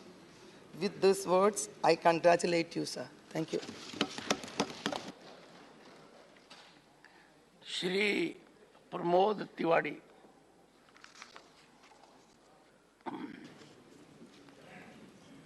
माननीय सभापति जी, मैं आपका स्वागत भी करता हूं, अभिनंदन भी करता हूं और शुभकामनाएं भी देता हूं और इस बात का धन्यवाद भी देता हूं कि आपने मुझे अवसर दिया। अनवर, जिस कुर्सी पर आप बैठे हैं, बहुत बड़ी बड़ी विभूतियां बैठी हैं। उनका पुराना इतिहास आपके सामने है। आज उनका नाम आदर से लिया जाता है, पर कुछ लोग ऐसे होते हैं जिनकी पहचान कुर्सी से होती है और कुछ लोग ऐसे होते हैं जब कुर्सी पे बैठ जाते हैं तो उस कुर्सी की गरिमा बढ़ जाती है। मैं यही कामना करूंगा कि जब आपको याद किया जाए तो राज्यसभा की गौरवशाली परंपराओं के लिए याद किया जाए। हमारे लीडर ऑफ अपोजिशन ने साहब आपकी सारी खूबियां बताई और लोगों ने भी बताई। एक खूबी में जो छूट गई है मैं उसे जोड़ना चाहता हूं। हम लोगों ने आपको सड़क पर विपक्षी नेता के तौर पर संघर्ष करते ज्यादा देखा है, सत्ता में कम देखा है। ये मैं अपना भविष्य ठीक करने के लिए बोल रहा हूं, हम सबका भविष्य ठीक। सर, तो मैं समझ सकता हूं कि आपको विपक्ष की चिंताएं, परेशानियां और कस का अंदाजा किसी और से बेहतर होगा। क्योंकि एक साधारण परिवार से यहाँ तक का सफ़र आपने तय किया। और अभिषेक भाई भी कह रहे थे लीगल फील्ड में आपका बड़ा नाम था सर, लेकिन वहाँ एक फ़र्क था, यहाँ एक फ़र्क है। वहाँ तो आप प्रार्थना करते थे फैसला गरीब के हक में आए, पर सर अब तो यहाँ आपको फैसला करना है, और फैसला जो कभी बड़ों के खिलाफ होता है, और बड़ों से मेरा मतलब यहाँ तो सरकार से, तो सर ज़्यादा दुआएं मिलेंगी, ज़्यादा आशीर्वाद मिलेगा, ज़्यादा लोगों को इतिहास आपका याद रहेगा। इतिहास तो सब पढ़ लेते हैं सर। मैं सर सिर्फ एक आग्रह करना चाहता हूँ, इतिहास में आप ना पढ़े जाएं सर, इतिहास आप बनाएं, इसके लिए पूरा विपक्ष आपके साथ खड़ा रहेगा, ये हम सब आपसे वादा करते हैं। मनी। और एक बात कह के मैं जरूर बात अपनी खत्म करूंगा सर। उत्तर प्रदेश से हूं, राजस्थान से चुन के आया हूं। अब ये कहने की जरूरत नहीं कि राजस्थान में आपने जन्म लिया है, वहाँ की विषमताएं हैं। मुकुल भाई भी राजस्थान से आए हैं, तो अगर आप हम लोगों का ख्याल रखेंगे तो आप राजस्थान का ख्याल रखेंगे, अपना ख्याल रखेंगे सर। तो मैं आपसे आग्रह करूंगा कि भविष्य में ऐसे ही आप मुस्कुराते रहें सर। मेरी तरफ देख लीजिए जरा, मुस्कुराते, ऐसे ही आप मुस्कुराते रहें, ये हमारा प्रयास होगा। इनके चक्कर में मत पड़िएगा सर, इनके चक्कर में जो पड़ा हो गया। धन्यवाद। I extend my hearty congratulations in assuming the taking up the post of the chairmanship of the upper house. So we had a meeting yesterday with the all-party meeting of the leaders of the all-party. The great concern over there was the number of days are reducing, the working days are reducing in the parliament, and also the working hours are reducing. And there is an issue like every year, and before or after or in between the session, there could be an election as anywhere in the nation. Could be in one state or could be in another state. But the schedule of the parliament is shifted as per the election in the state. My only request is that irrespective of the election, the parliament is very important. You should not reduce the number of days and number of hours just because of the election in some state. This is actually unjust. You are doing unjust to the people of the nation. So it is injustice also. So I plead on behalf of all the parties over here, we should have number of days, maybe it should be increased, and increase the deliberations and the discussions so that the people will benefit. Thank you so much, sir. Sant Balbir Singh. Very briefly. बहुत बहुत धन्यवाद ਤੁਹਾਡਾ। ਅਸੀਂ ਧੰਨਵਾਦ ਹੀ ਕਰਨਾ, ਹੋਰ ਕੁਝ ਨਹੀਂ ਕਹਿਣਾ। ਕਿ ਤੁਸੀਂ ਪਹਿਲੀ ਗੱਲ ਤਾਂ ਜਿਹੜਾ ਹੈ ਇਸ ਰਾਜ ਸਭਾ ਦੇ ਵਿੱਚ ਕੁਰਸੀ ਸੰਭਾਲੀ ਹੈ, ਤੁਹਾਨੂੰ ਮੁਬਾਰਕ ਹੋਵੇ। ਸਾਡੀਆਂ ਸਭ ਅਸੀਸਾਂ ਸਭ ਕਾਮਨਾਵਾਂ ਤੁਹਾਡੇ ਨਾਲ। ਦੂਸਰੀ ਗੱਲ ਕਿ ਜਦੋਂ ਅਸੀਂ ਸੰਸਦ ਵਿੱਚ ਆਏ ਸੀ, ਉਦੋਂ ਪਹਿਲੇ ਰਾਸ਼ਟਰਪਤੀ ਨਾਇਡੂ ਜੀ ਸੀ, ਉਹਨਾਂ ਨੇ ਬੜਾ ਸਾਨੂੰ ਸਮਰਥਨ ਦਿੱਤਾ ਪੰਜਾਬੀ 'ਚ ਬੋਲਣ ਦਾ, ਤੇ ਜਿਹੜੀ ਸਮੱਸਿਆ ਉਹਨਾਂ ਵਿੱਚ ਸਾਹਮਣੇ ਅਸੀਂ ਰੱਖੀ ਸੀ, ਤੁਹਾਡਾ ਅਸੀਂ ਵਿਸ਼ੇਸ਼ ਤੌਰ 'ਤੇ ਧੰਨਵਾਦ ਕਰਨਾ ਚਾਹੁੰਦੇ ਹਾਂ ਕਿ ਸਾਨੂੰ ਪੰਜਾਬੀ ਦੇ ਵਿੱਚ, ਅਸੀਂ ਸਾਰੇ ਸੰਸਦ ਮੈਂਬਰਾਂ ਦਾ ਵੀ ਧੰਨਵਾਦ ਕਰਨਾ ਚਾਹੁੰਦੇ ਹਾਂ ਜਿਨ੍ਹਾਂ ਨੇ ਐਪਰੀਸ਼ੀਏਟ ਕੀਤਾ। ਸਾਨੂੰ ਪੰਜਾਬੀ ਦੇ ਵਿੱਚ ਅੱਜ ਜਿਹੜਾ ਹੈਗਾ ਅਸੀਂ ਚਾਹੁੰਦੇ ਸੀਗੇ ਉਹ ਸਾਨੂੰ ਮਿਲ ਗਿਆ। ਸੋ ਬਹੁਤ ਬਹੁਤ ਤੁਹਾਡਾ ਧੰਨਵਾਦ ਕਿ ਉਸ ਦਿਨ ਤੁਸੀਂ ਮਿਲੇ, ਤੇ ਜਿਸ ਤਰੀਕੇ ਨਾਲ ਤੁਸੀਂ ਮਿਲੇ ਆ ਅਸੀਂ ਬਹੁਤ ਪ੍ਰਭਾਵਿਤ ਹੋਏ, ਕਿਉਂਕਿ ਗੱਲ ਨੂੰ ਸੁਣਨ ਨਾਲ ਹੀ ਅੱਧਾ ਦੁੱਖ ਜਿਹੜਾ ਹੈਗਾ ਉਹ ਟੁੱਟ ਜਾਂਦਾ। ਨਾਲ ਦੀ ਨਾਲ ਤੁਸੀਂ ਫੈਸਲਾ ਕੀਤਾ। ਤੇ ਇੱਕ ਗੱਲ ਅਸੀਂ ਜਿਹੜੀ ਹੈਗੀ ਵਿਸ਼ੇਸ਼ ਤੌਰ 'ਤੇ ਰੱਖਣਾ ਚਾਹੁੰਦੇ ਹਾਂ ਕਿ ਪਹਿਲੀ ਵਾਰੀ ਅਸੀਂ ਸੰਸਦ ਆਏ, 8 ਦਿਨ ਪਿਛਲੇ ਵਾਰੀ ਸੰਸਦ ਨਹੀਂ ਚੱਲੀ, ਤਾਂ ਇੰਨੇ ਮੌਜੂਦ ਸੀਗੇ ਕਿ ਅਸੀਂ ਸਾਨੂੰ ਜਿਸ ਮਕਸਦ ਦੇ ਨਾਲ ਇੱਥੇ ਭੇਜਿਆ ਤੇ ਉਹ ਜਿਹੜਾ ਹੈਗਾ ਸਾਡਾ ਮਕਸਦ ਨਹੀਂ ਪੂਰਾ ਹੋ ਰਿਹਾ। ਪਰ ਅਸੀਂ ਬੇਨਤੀ ਕਰਾਂਗੇ ਉਹਦਾ ਕਾਰਨ ਕੀ ਸੀਗਾ ਕਿ ਇੱਕ ਮਹਿੰਗਾਈ ਦਾ ਮੁੱਦਾ ਵਿਪਕਸ਼ ਵੱਲੋਂ ਚੁੱਕਿਆ ਸੀ। 8 ਦਿਨਾਂ ਮਗਰੋਂ ਟਾਈਮ ਦਿੱਤਾ, ਜੇਕਰ ਉਹ ਟਾਈਮ ਪਹਿਲਾਂ ਹੀ ਨਿਰਧਾਰਿਤ ਕਰਦੇ ਵੀ ਇਸ ਦਿਨ ਤੁਹਾਡੀ ਚਰਚਾ ਹੋ, ਰੌਲਾ ਖਤਮ ਹੋ ਜਾਣਾ ਸੀ। ਸੋ ਉਹ ਜਿਹੜਾ ਚਰਚਾ ਵੀ ਹੋਈ ਪਰ 8 ਦਿਨ ਖਰਾਬ ਹੋਏ। ਥੈਂਕ ਯੂ ਤੁਹਾਡਾ ਬਹੁਤ ਬਹੁਤ ਧੰਨਵਾਦ। ਥੈਂਕ ਯੂ ਧੰਨਵਾਦ। श्रीमती रंजीत रंजन।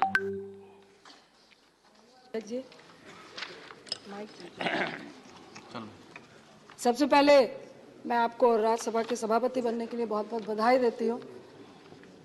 और मैं इससे पहले लोकसभा में थी, मुझे जो 3-4 स्पीकर्स याद है जो हमारे रहते, मैं सोमनाथ दादा को बहुत एडमायर करती हूँ, संगमा साहब को, यहाँ पे हमारे गार्जियन वेंकैया नायडू साहब थे, इन सब ने अपनी छाप छोड़ी थी। मैं आपसे एक बहुत बड़ी उम्मीद रखती हूँ सभापति जी कि दिनों दिन पक्ष हो विपक्ष, सदन की डिग्निटी अच्छा कहे या बुरा कहे धीरे धीरे नीचे आ रही है। ना पक्ष है ना विपक्ष है। हम सबको लगता है कि हम सबको बहुत सारे महत्वपूर्ण मुद्दे हैं जिस पर डिस्कशन होना चाहिए, बहस होनी चाहिए, एक दूसरे को सुनने का साहस होना चाहिए, पेशेंस होना चाहिए। मुझे लगता है उसकी कमी है और बहुत उम्मीद है। मैं आपसे 2-3 बार मिली, बहुत पुराने भी हम लोग मिले, तो एक गार्जियन की तरह आपको देखती हूँ और मुझे पूर्ण उम्मीद है कि जिस तरह बाकी स्पीकर्स जो कुछ थे जिन्होंने अपनी आइडेंटिटी को छिपा के भी आज यहाँ पर वो सभापति हैं, तो सभापति का क्या फर्ज है उन्होंने निभाने का काम किया। मुझे बहुत उम्मीद है और विश्वास है कि सदन की गरिमा को बचाने के लिए आप एक अहम रोल अपनाते हैं, एक अहम जिम्मेदारी है और हम लोगों की खासकर जो विपक्ष के रूप में हम लोग आज आपके बीच में है, हमारे कम मेजॉरिटी में हो ज्यादा हो, मुझे विश्वास है कि आप हमारे पूछने का राइट और सवाल पूछने का राइट, इस हक को आप मारने नहीं देंगे। इस विश्वास के साथ मैं आपको फिर से बहुत बहुत बधाई देती हूँ। Narzary, thank you. धन्यवाद। Shri Rwngwra Narzary, very briefly, sir. Thank you, sir. Chairman, sir, first of all, I thank you for your favor towards me, allowing a little moment to rise before you. And with due respect, I, on behalf of my party, United People's Party Liberal, and my party president, Pramod Boro, would like to express our deep gratitude and honor the honorable chairman of this Rajya Sabha, and wish for your successful tenure in discharging as chairman of this August House. As I represent Assam from United People's Party Liberal, which is a small regional party and an NDA partner working in Bodoland Territorial Region, Assam, would like to welcome and express deep respect to your honor for and on behalf of the millions of the people of Assam and particularly from Bodoland Territorial Region. Sir, under your able leadership in this August House, I do hope your honor will give ample scope to raise important issues of our state as well as our region, praying your good health to Almighty, and with due respect, I take my seat in this moment. Thank you, sir. Thank you, sir. Very briefly, Shri Vikramjit Singh Sahni, very briefly, sir. Sir, खुद ही को कर बुलंद इतना कि हर तदबीर से पहले खुदा बंदे से खुद पूछे कि तेरी रजा क्या है। This sums up your personality. Thank you. Thank and you. जैसे आपने माइक्रो मैनेजमेंट की है पिछले कुछ महीनों में और हमारे जैसे गैर राजनीतिक व्यक्ति को भी गले लगाया और सब एक एक व्यक्ति को एक एक इस अगस्त हाउस के मेंबर के साथ डायलॉग किया, इसकी कोई उदाहरण नहीं मिलती। और आप किसान पुत्र हैं and I hope, sir, this house will be able to bring about significant changes in the plight of farmers. और कहते हैं इंसान वो आदमी वो बड़ा होता है जिसके साथ होने पे आप खुद छोटा नहीं महसूस करें। और खास करके जो आज आपने ये पंजाबी विच तुसी राज्य सभा बुलेटिन शुरू किया है, इहदी भी मैं तुहानू बधाई देना। और अमृत काल में एक नए इतिहास की रचना होगी और आप उम्मीद करते हैं कि हर चीज, जैसे मैंने अपना 100 डेज का रिपोर्ट कार्ड दिया, हर चीज डायलॉग से, बातचीत से उसकी निवृत्ति होगी। कोई भी मेंबर वेल में आके अनवेल नहीं होगा। धन्यवाद। Thank you. श्री घनश्याम तिवारी। सभापति महोदय, मुझे इस बात का बहुत बड़ा गर्व और खुशी है कि आप जहां से आते हैं वहां से मैं आया हूं और मैंने आपको बचपन से लेकर अब तक एक बहुत बड़ी शख्सियत के रूप में एक नर से नारायण बनने की जो कहानी होती है उस कहानी को आपने पूरा किया है। एक गांव झुंझुनू के से आपने जिस प्रकार राजस्थान की सेवा की, राजस्थान की विधानसभा में मैंने आपके तेवर देखे, लोकसभा के चुनाव में मैंने आपके सारे अभियान में मैं आपके साथ रहा, और फिर अन्य मामलों में चाहे कोर्टों में हो, सब जगह हो, मैंने आपका पूरा संघर्षपूर्ण जीवन और आपका सफलता। I think we will have to decide whether we can let out secrets here. तेरे सीक्रेसी नहीं है, ये लोगों के लिए प्रेरणा की बात, इसलिए मैं इस बात को कहना चाहता हूँ कि आपका जो जीवन है वो जीवन एक प्रतीक के रूप में है, एक ऐसे समाज में से जो समाज पहले जागीरदारी से पीड़ित रहा था, उस समाज में से उठकर इस स्थान तक पहुंचना और उस समाज को भी बहुत प्रकार से आगे बढ़ाना और अन्य समाजों के साथ सामंजस्य करके राजस्थान में जिस प्रकार का आपका नाम हुआ है, उसके लिए मैं आपको बहुत बहुत बधाई देना चाहता हूं। मैं एक बात कहकर समाप्त करूंगा सभापति महोदय, सारी भाषाओं में कुछ कुछ लोगों ने कहा है, तो मैं आपके लिए संस्कृत में कुछ करना चाहता हूं।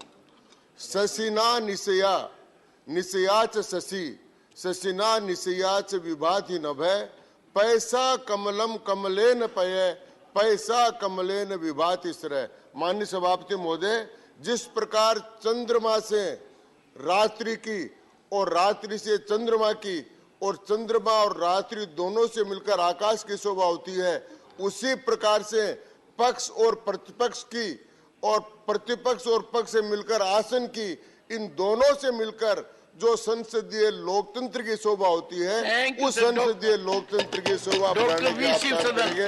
इन्हीं के साथ आपको बहुत बहुत बधाई। Doctor Sivadasan. Doctor. Yeah, respected Chair. Sir, this is the Council of States. So here in the House, we shall hear the voice of states. Sir, this is the place of the discussion and debates. So I believe the Chairman will protect the rights of the members, and he will, Chairman will provide the opportunity for the proper discussion on bills and other subjects. So we request the proper time for the discussion and debates in this House. Sir, that is my humble request for you, sir. Congratulate you. Thank you.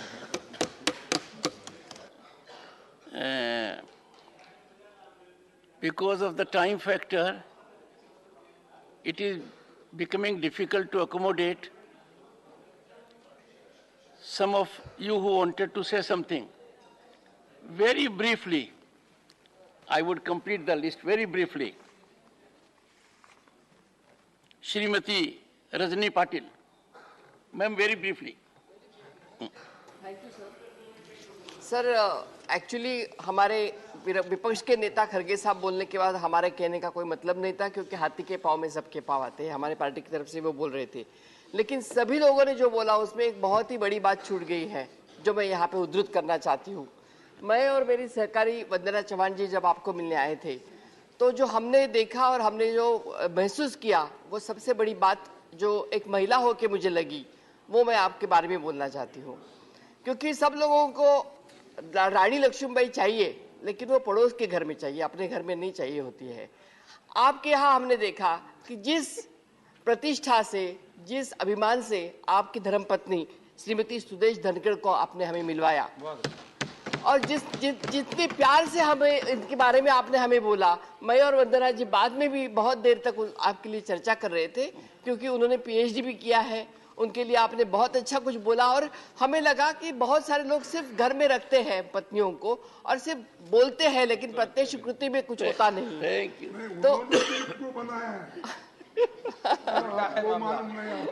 तो इसलिए ये एक आपका पहलू मैं करना चाहती थी। और जो हमारे नेता खरगे साहब ने जो बोला, जो उन्होंने बोला, उसका एक सिर्फ उदाहरण देना चाहती हूँ कि एक श्लोक में कि जब हमारा दिन आएगा, उन्होंने बोला, तो जब श्री कृष्ण ने अर्जुन को बोला था कि मनुष्य न हो तो बलि, समय हो तो बलवान, बिल्लर चोरे गोपिका, वही अर्जुन वही बाण। जब अर्जुन और बाण वही था, तो भी अर्जुन का जब हार हुई थी, तो वही अर्जुन वही बाण होता है, समय हर एक का आता है। धन्यवाद सर। ब्रीफली डॉक्टर साहब।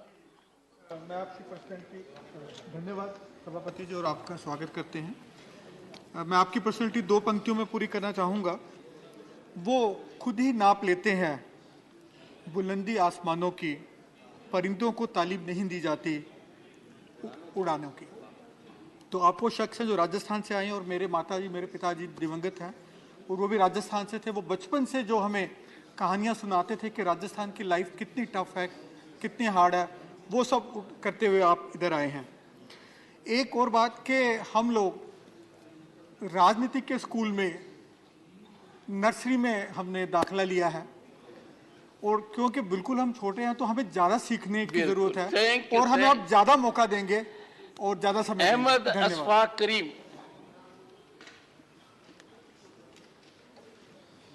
Sir, very briefly. माननीय सभापति जी, मैं राष्ट्रीय जनता दल से हमारा ताल्लुक़ है। मैं आज आपका खैर मकदम करते हुए फ़ख्र महसूस करता हूँ। आपकी इज़्ज़त अफजाई करते हुए और जितना सभी माननीय सदस्यों से सुना, और भी फ़ख्र और भी सर ऊँचा होता है। कुछ रोज़ कबल आपने मुझे तबादला ख्याल करने का मौका फराहम किया था।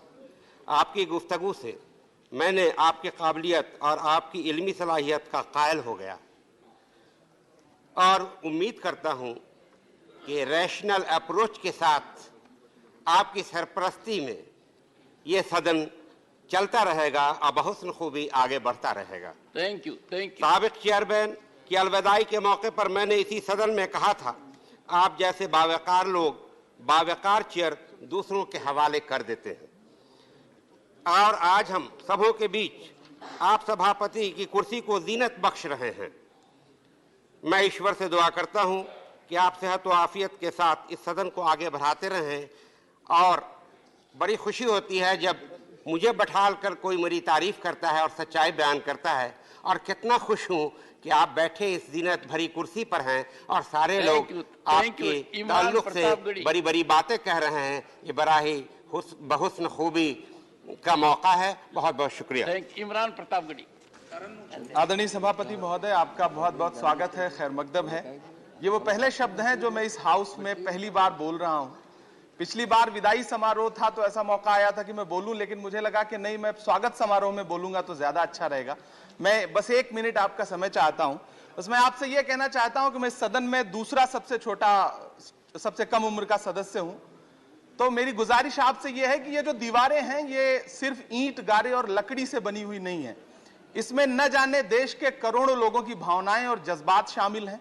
ऐसे में देश चाहता है कि यहां अच्छी बातों पे बहस हो, बातचीत हो, और आप हमारे परिवार के मुखिया हैं, राज्यसभा का जो परिवार है उसके आप मुखिया हैं, तो आपकी जिम्मेदारी बनती है कि अगर हम सारे लोग यहां से अवाम की बात उठाएं तो आप हमें महफूज रखें और हमारी नुमाइंदगी करते हुए हमें बोलने का मौका दें। चूंकि आप देश की उच्चतम न्यायालय में आपने इंसाफ की लड़ाई लड़ी है और यह देश का उच्च सदन है, तो हमें उम्मीद है कि आप हमें यहाँ इंसाफ की लड़ाई लड़ने देंगे। Honourable leader of the house. बहुत बहुत धन्यवाद आपका। Thank you. Honourable leader of the house. माननीय सभापति महोदय, आज हम सबके लिए बहुत खुशी की बात है, बहुत गर्व की बात है, क्या आप इस उच्च सदन के सभापति के रूप में इस प्रतिष्ठित पद पर आसीन हो रहे हैं। मैं दिल की गहराइयों से आपको बधाई देना चाहता हूं, शुभकामनाएं देना चाहता हूं। माननीय प्रधानमंत्री जी ने अभी अभी हमें याद दिलाया कि आज आर्म्ड फोर्सेस फ्लैग डे भी है। तो मुझे याद आ रहा था एक अंग्रेजी फिल्म स्टार वॉर्स, जिसमें एक बड़ा प्रसिद्ध वाक्य हुआ था, मे the force B with you. आज तो बहुत अच्छी अच्छी बातें बोली गई हैं। कुछ मान्य सदस्यों ने आपको चक्कर में ना आने की भी सलाह दी। अभी अभी एक युवा सदस्य ने कहा आपकी जिम्मेदारियों के बारे में आपको याद दिलाने की कोशिश की। ये अलग बात है कि जिम्मेदारी तो हम सबकी बनती है कि सदन अच्छा बने, अच्छी तरीके से चले। आपकी जिम्मेदारी तो हम सबका ख्याल रखने की है। सदन अच्छा चलना तो हम सबके हाथ में, और मेरा विश्वास है आज जो अच्छी अच्छी बातें रखी गई हैं, जिस प्रकार से उत्साह के साथ सबने आपका स्वागत किया है, आगे आने वाले दिनों में हम यही भावना हमारे कार्यकाल में भी रखें, काम में भी रखेंगे। और क्लियरली आपके साथ लगभग सभी सदस्यों का मिलना जुलना हो चुका है। एक ना एक मौके पे हम सब आपको मिल चुके हैं। तो मैं इतना जरूर कह सकता हूं कि it's a joy to be with you, to meet you, to exchange notes with you, to talk to you. अब पता नहीं वो राजस्थान से आप लेके आए हैं या सिटी ऑफ जॉय से, जहां से आप बहुत ही सफल अपना गवर्नर का कार्यकाल कर दिल्ली आए। पर वास्तविकता यह है कि आपकी अध्यक्षता में इस सदन में मुझे पूरा विश्वास है कि बहुत सारे जॉयफुल ओकेजन्स हम सब मिलकर सेलिब्रेट करेंगे। इस सदन की काम की महत्वता देखते हुए हम सब कोशिश करेंगे कि किसान पुत्र जो आज देश के उपराष्ट्रपति बने हैं, जो एक प्रकार से हम सब के लिए प्रेरणा का स्तोत्र भी है, जिस प्रकार से इन्होंने एक बहुत ही विपरीत परिस्थितियों से अपना जीवन शुरू करके आज इस उच्च पद तक की जर्नी ट्रैवर्स की है। मेरा पूरा विश्वास है कि हम सब भी उससे बहुत कुछ सीखेंगे, अपने कार्य में भी, अपने काम में भी उसकी झलक आपको दिखाने का कोशिश करेंगे। हम सब बहुत गर्व महसूस करते हैं कि आपकी जो बुद्धिमत्ता है, जिस प्रकार से आपने एक बहुत वरिष्ठ वकील के रूप में देश की सेवा की, न्यायालय की सेवा की, शायद you must have been the youngest to become a senior advocate in the Supreme Court within 11 years of your practice. मैं समझता हूँ शायद उस समय जजेस ने भी कुछ स्पार्क देखी होगी, कुछ ऐसा अलग देखा होगा जिसके कारण आपको ये बहुत बड़ा एक प्रकार से स्थान मिला और बहुत बड़ी सर्टिफिकेट उच्च न्यायालय से आपको दी गई। एक नई परंपरा जो अब इस देश में स्थापित हो रही है, बड़े सामान्य घर से सामान्य जीवन बिताने वाले सामान्य साधारण परिवार के राजनीतिक नेता या समाज के नेता आज बड़े बड़े पदों पर हैं। हमारी महामहिम राष्ट्रपति श्रीमती द्रौपदी मुर्मू जी एक टीचर थी, छोटे से स्कूल में टीचर के पद से ओडिशा के वनवासी क्षेत्र से आकर आज वो इस देश के सर्वप्रथम पद पर है।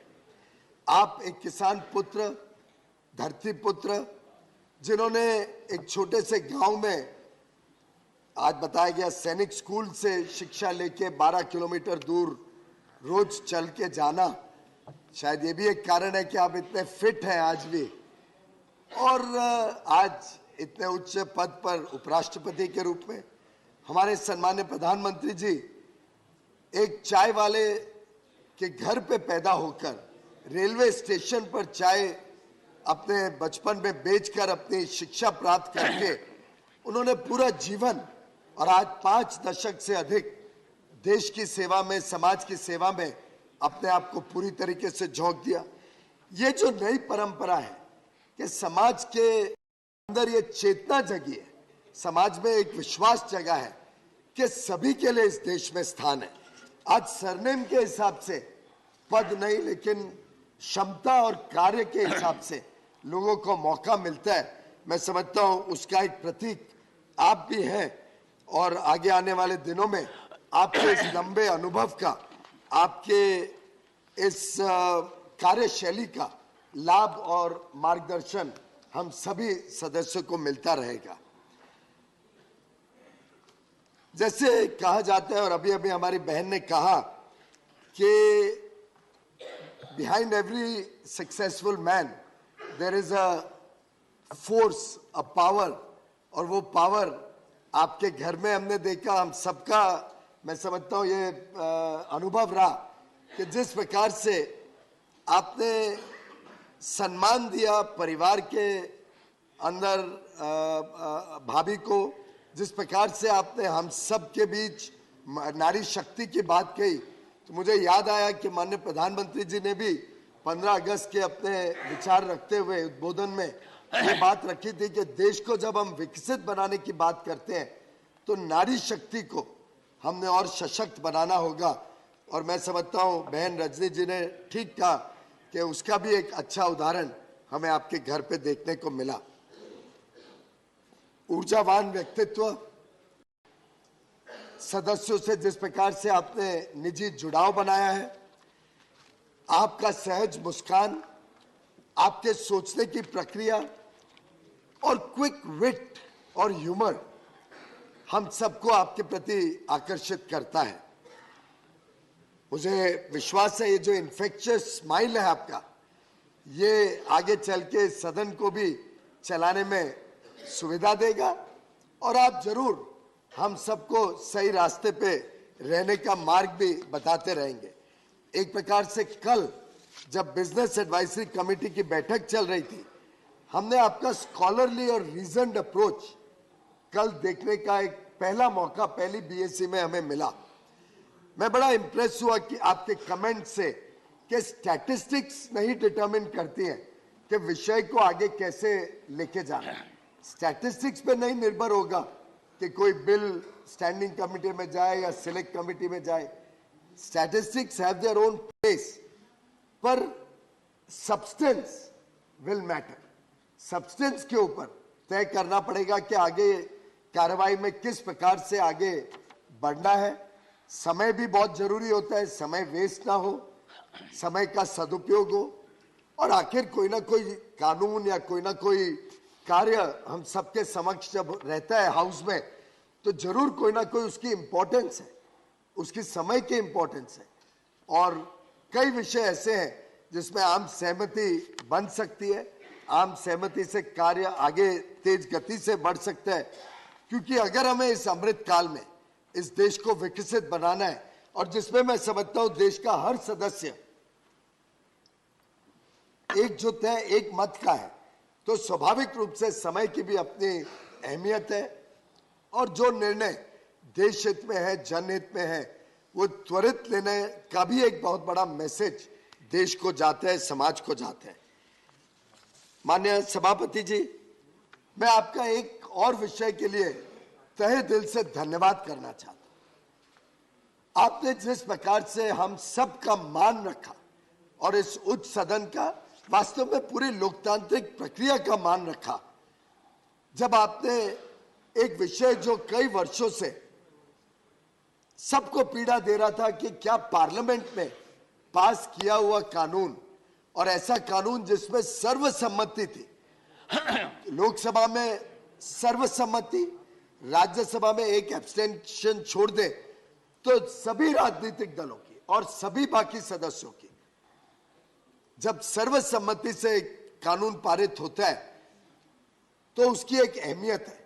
और जो आपने वी द पीपल का उद्बोधन दिया, जिस प्रकार से आपने the will of the people के बारे में अपने एक रिसेंट भाषण में बात रखी, मैं समझता हूं इस सदन के हर सदस्य के लिए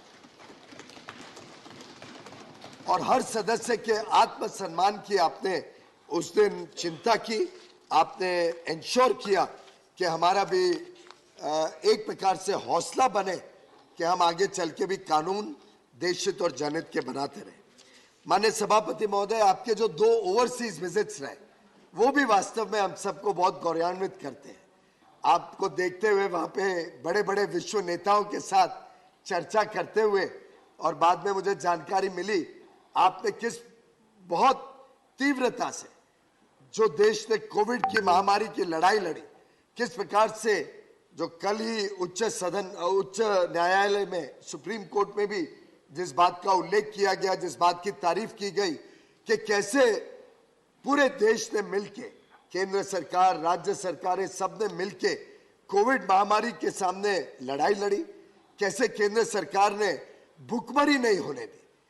प्रधानमंत्री गरीब कल्याण अन्न योजना से देश के कोने कोने तक 80 करोड़ से अधिक भारतवासियों को मुफ्त में अनाज पहुंचाने का जो काम किया, उसकी कल सुप्रीम कोर्ट में भी काफी विस्तार से तारीफ हुई है। आपने ये बात जब विश्व नेताओं के सामने और विश्व के सबसे बड़े और आर्थिक दृष्टिकोण से मजबूत नेताओं के सामने जब आपने रखी और आपने बताया कि उन्होंने सबने तारीफ की भारत की, तो मैं समझता हूँ हर मेंबर का, हर सदस्य का सीना चौड़ा होता है, क्योंकि हम सबका भी उसमें एक छोटा योगदान है। माननीय सभापति महोदय, मैं समझता हूँ when great people set the direction, others follow them. Under your leadership, we will work with the high ideals, high principles with which you will set the direction. And I'm sure the work of the Rajya Sabha, the work that we do in this upper house, the House of Elders, the House of States, will also resonate in the other houses, in the other assemblies across the country. I'm sure the way we are all working for a developed India, we are all working to take prosperity to the last man at the bottom of the corridor, the last man at the bottom of the pyramid, जो गरीब से गरीब व्यक्ति के लिए अंत्योदय की भावना से आज हम सब काम कर रहे हैं कि देश में कोई वंचित ना रहे, कोई शोषित ना रहे, कोई पीड़ित ना रहे, समाज के हर वर्ग का बिना भेदभाव से उत्थान हो। उस काम में पूरा देश आज देश में भी और दुनिया में भी अपना वर्चस्व बना रहा है। आज पूरी दुनिया भारत की प्रशंसा भी कर रही है, भारत की ओर देख रही है, विश्व की अर्थव्यवस्थाओं को गति देने के लिए, प्रगति देने के लिए। आज पूरा विश्व देख रहा है कि हमारे 140 करोड़ लोगों में जो क्षमताएं हैं, जो संभावनाएं हैं, उससे पूरा विश्व आकर्षित भी होता है और उनको उम्मीद भी भारत के ऊपर टिकी हुई है। और ऐसे में मैं समझता हूं इस सदन की भी भूमिका बहुत अहम रहेगी। आपके कुशल नेतृत्व में, आपकी बुद्धिमत्ता से हम पूरे देश को ऐसा संदेश देंगे कि हम एक अच्छा सदन अच्छी तरीके से चलेगा, अच्छी तरीके से काम करेगा और जो देश के करोड़ों लोगों की आशाएं, अपेक्षाएं हैं, जो सपने हैं, उनको पूरा करने में हम सब अपना दायित्व निभाएंगे। आपके नेतृत्व में, आपके मार्गदर्शन में मैं आपको विश्वास दिलाना चाहता हूं सदन के हर सदस्य के बिहाफ पे कि हम अपनी जिम्मेदारी, अपने दायित्व का जरूर निर्वहन करेंगे और इस सदन की कार्रवाई को अच्छी तरीके से चलाएंगे। आपका पुनः इस आसीन पर पद ग्रहण करने पर हम सब की तरफ से बहुत बहुत बधाई, बहुत बहुत शुभकामनाएं। धन्यवाद।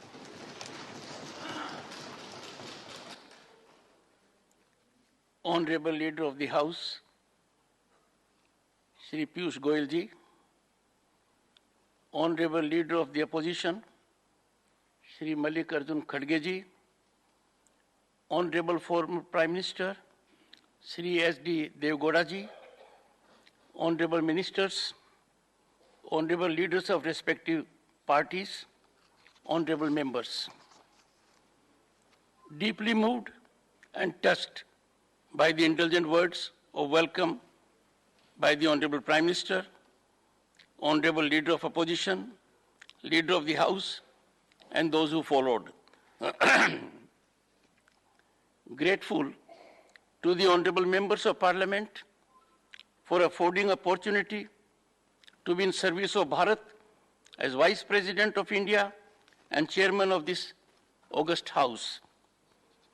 Looking forward to contributing to growth trajectory of the largest vibrant democracy in the world and vindicate its trust and confidence. Honorable members, availing this historic opportunity to share some concerns with the distinguished members of this august House. Terms Upper House and House of Elders, though not part of the official glossary, amply reflect uniquely significant importance of this institution. Nation justifiably expects the House of Elders to take decisive directional lead in reaffirming and enhancing the core values of the Republic and set up the traditions of parliamentary democracy, exemplifying the highest deliberative, emulative standards. Today, as we are in Amrit Kal, we cherish one of the world's finest constitutions as our own. Members of the Constituent Assembly were enormously talented with impeccable credentials and immense experience. The Constituent Assembly, given the scenario then, was as representative as was practicable. Honorable members, with each election, there has been progressively authentic enhancement in the representation gradient. Presently, the Parliament reflects with authenticity the mandate and aspiration of the people as never before. Honorable members, Constituent Assembly addressed sensitive, complex, and critical issues, exemplifying sublimity, engaging in dialogue, discussions, deliberations, and debate, marked with cooperative and consensual attitude. Diverse issues were traversed without there being any disruption, any rancor. Obstruction and disruption of proceedings of parliamentary practice or option are antithetical to democratic values. Contemporaneous scenario on this count is concerning and makes it imperative for us to follow the high standards set in the Constituent Assembly.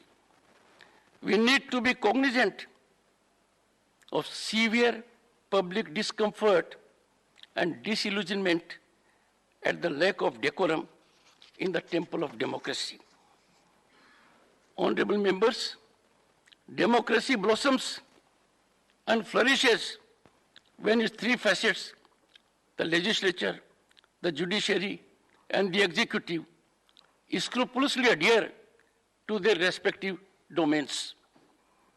The sublimity of doctrine of separation of powers is realized when the legislature, judiciary, and the executive optimally function in tandem and togetherness, meticulously ensuring scrupulous adherence to respective jurisdictional domain.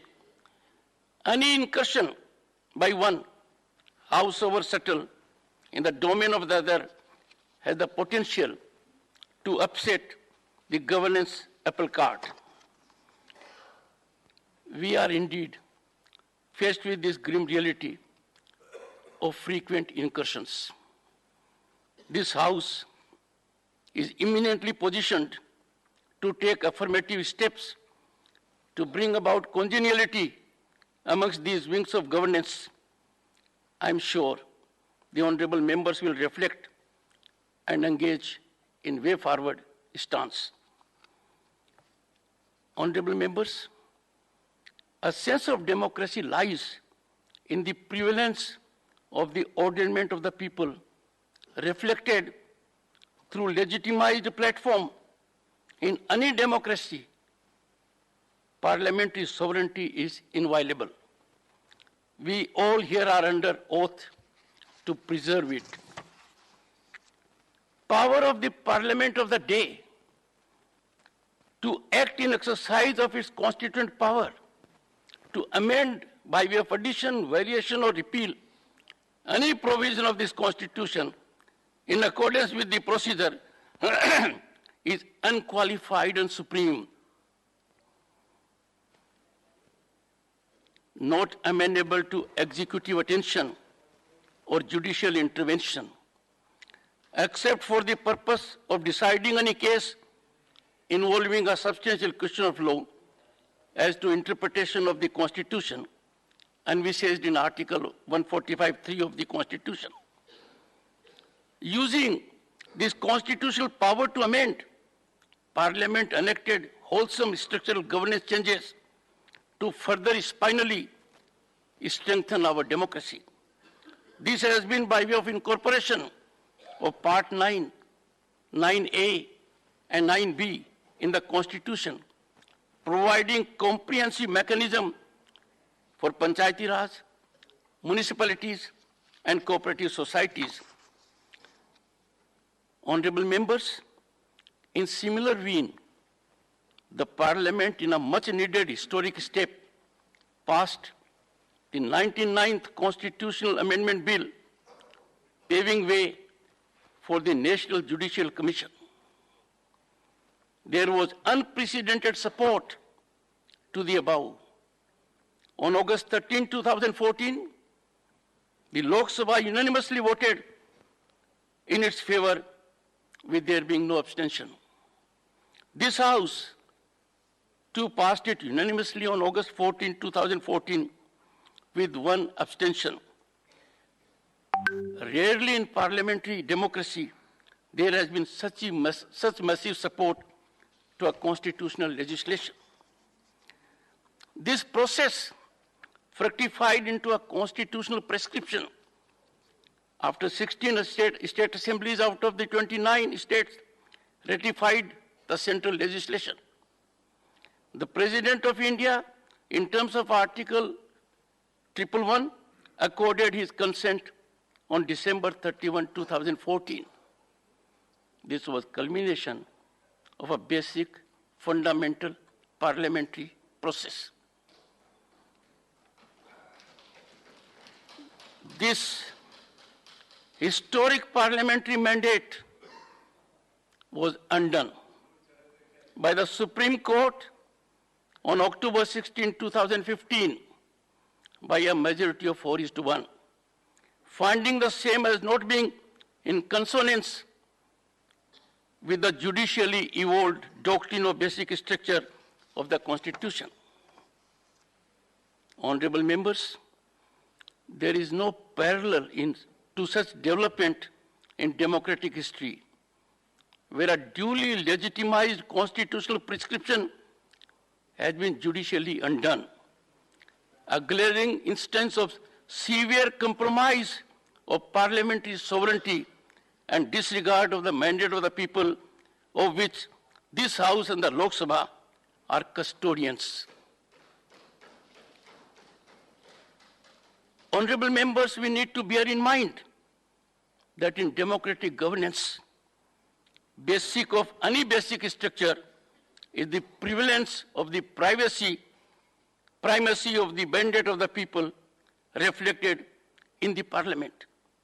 Parliament is the exclusive and ultimate determinative of the architecture of the Constitution.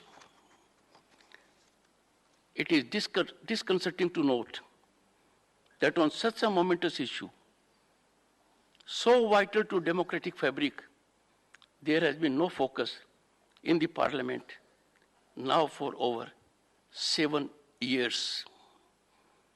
This House, in concert with the Lok Sabha, being custodian of the ordainment of the people, is duty bound to address the issue, and I'm sure it will do so.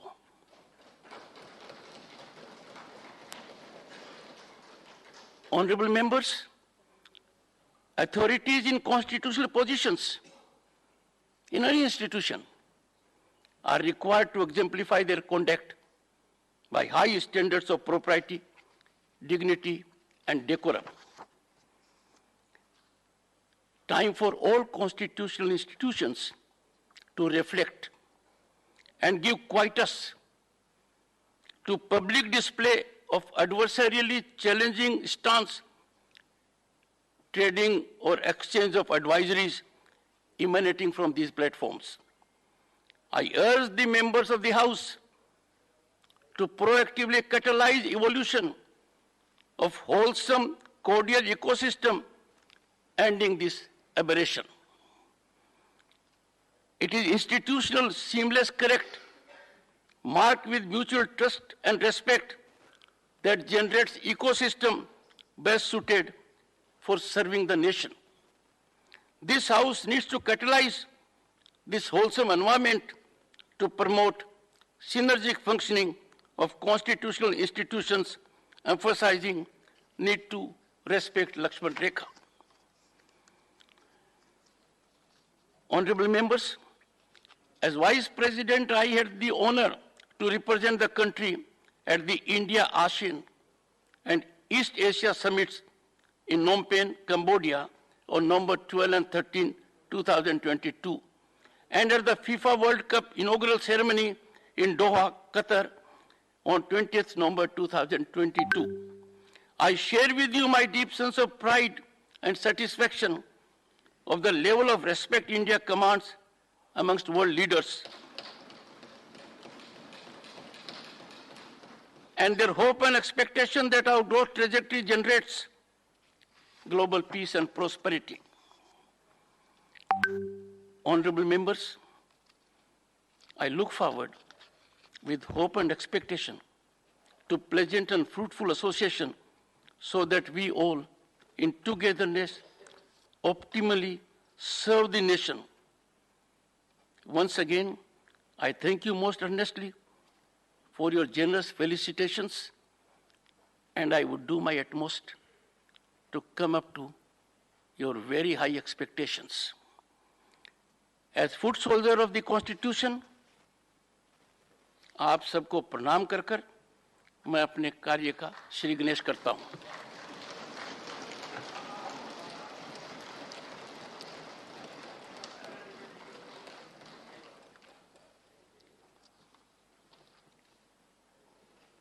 I'm sharing with you, honorable members,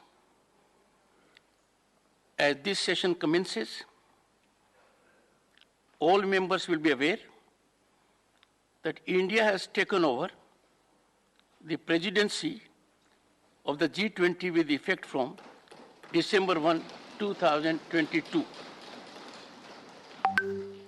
This is a matter of great pride for the entire nation. It is also occurring as we welcome Azadi Ka Amrit Mahotsav. The G20 summit will, of course, be an unparalleled event in our diplomatic history. What is noteworthy, however, is that the almost 200 events at various levels will be spread across the length and breadth of the country. It will provide an opportunity to showcase India's rich and diverse culture, to demonstrate the vigor of our democracy and to highlight the progress of our development. We should all appreciate that broad sections of the society are being involved through a Jan Bhagidari approach. During these challenging times in global affairs, it is appropriate that we have chosen the theme, I quote, "One Earth, one family, one future," unquote. This is much in keeping with our traditional belief in Vasudhaiva Kutumbakam. Such a conviction of our global oneness will surely guide the shaping of the agenda and achievement of outcomes. I am sure that the entire House joins me in expressing our fullest support for the success of India's G20 presidency.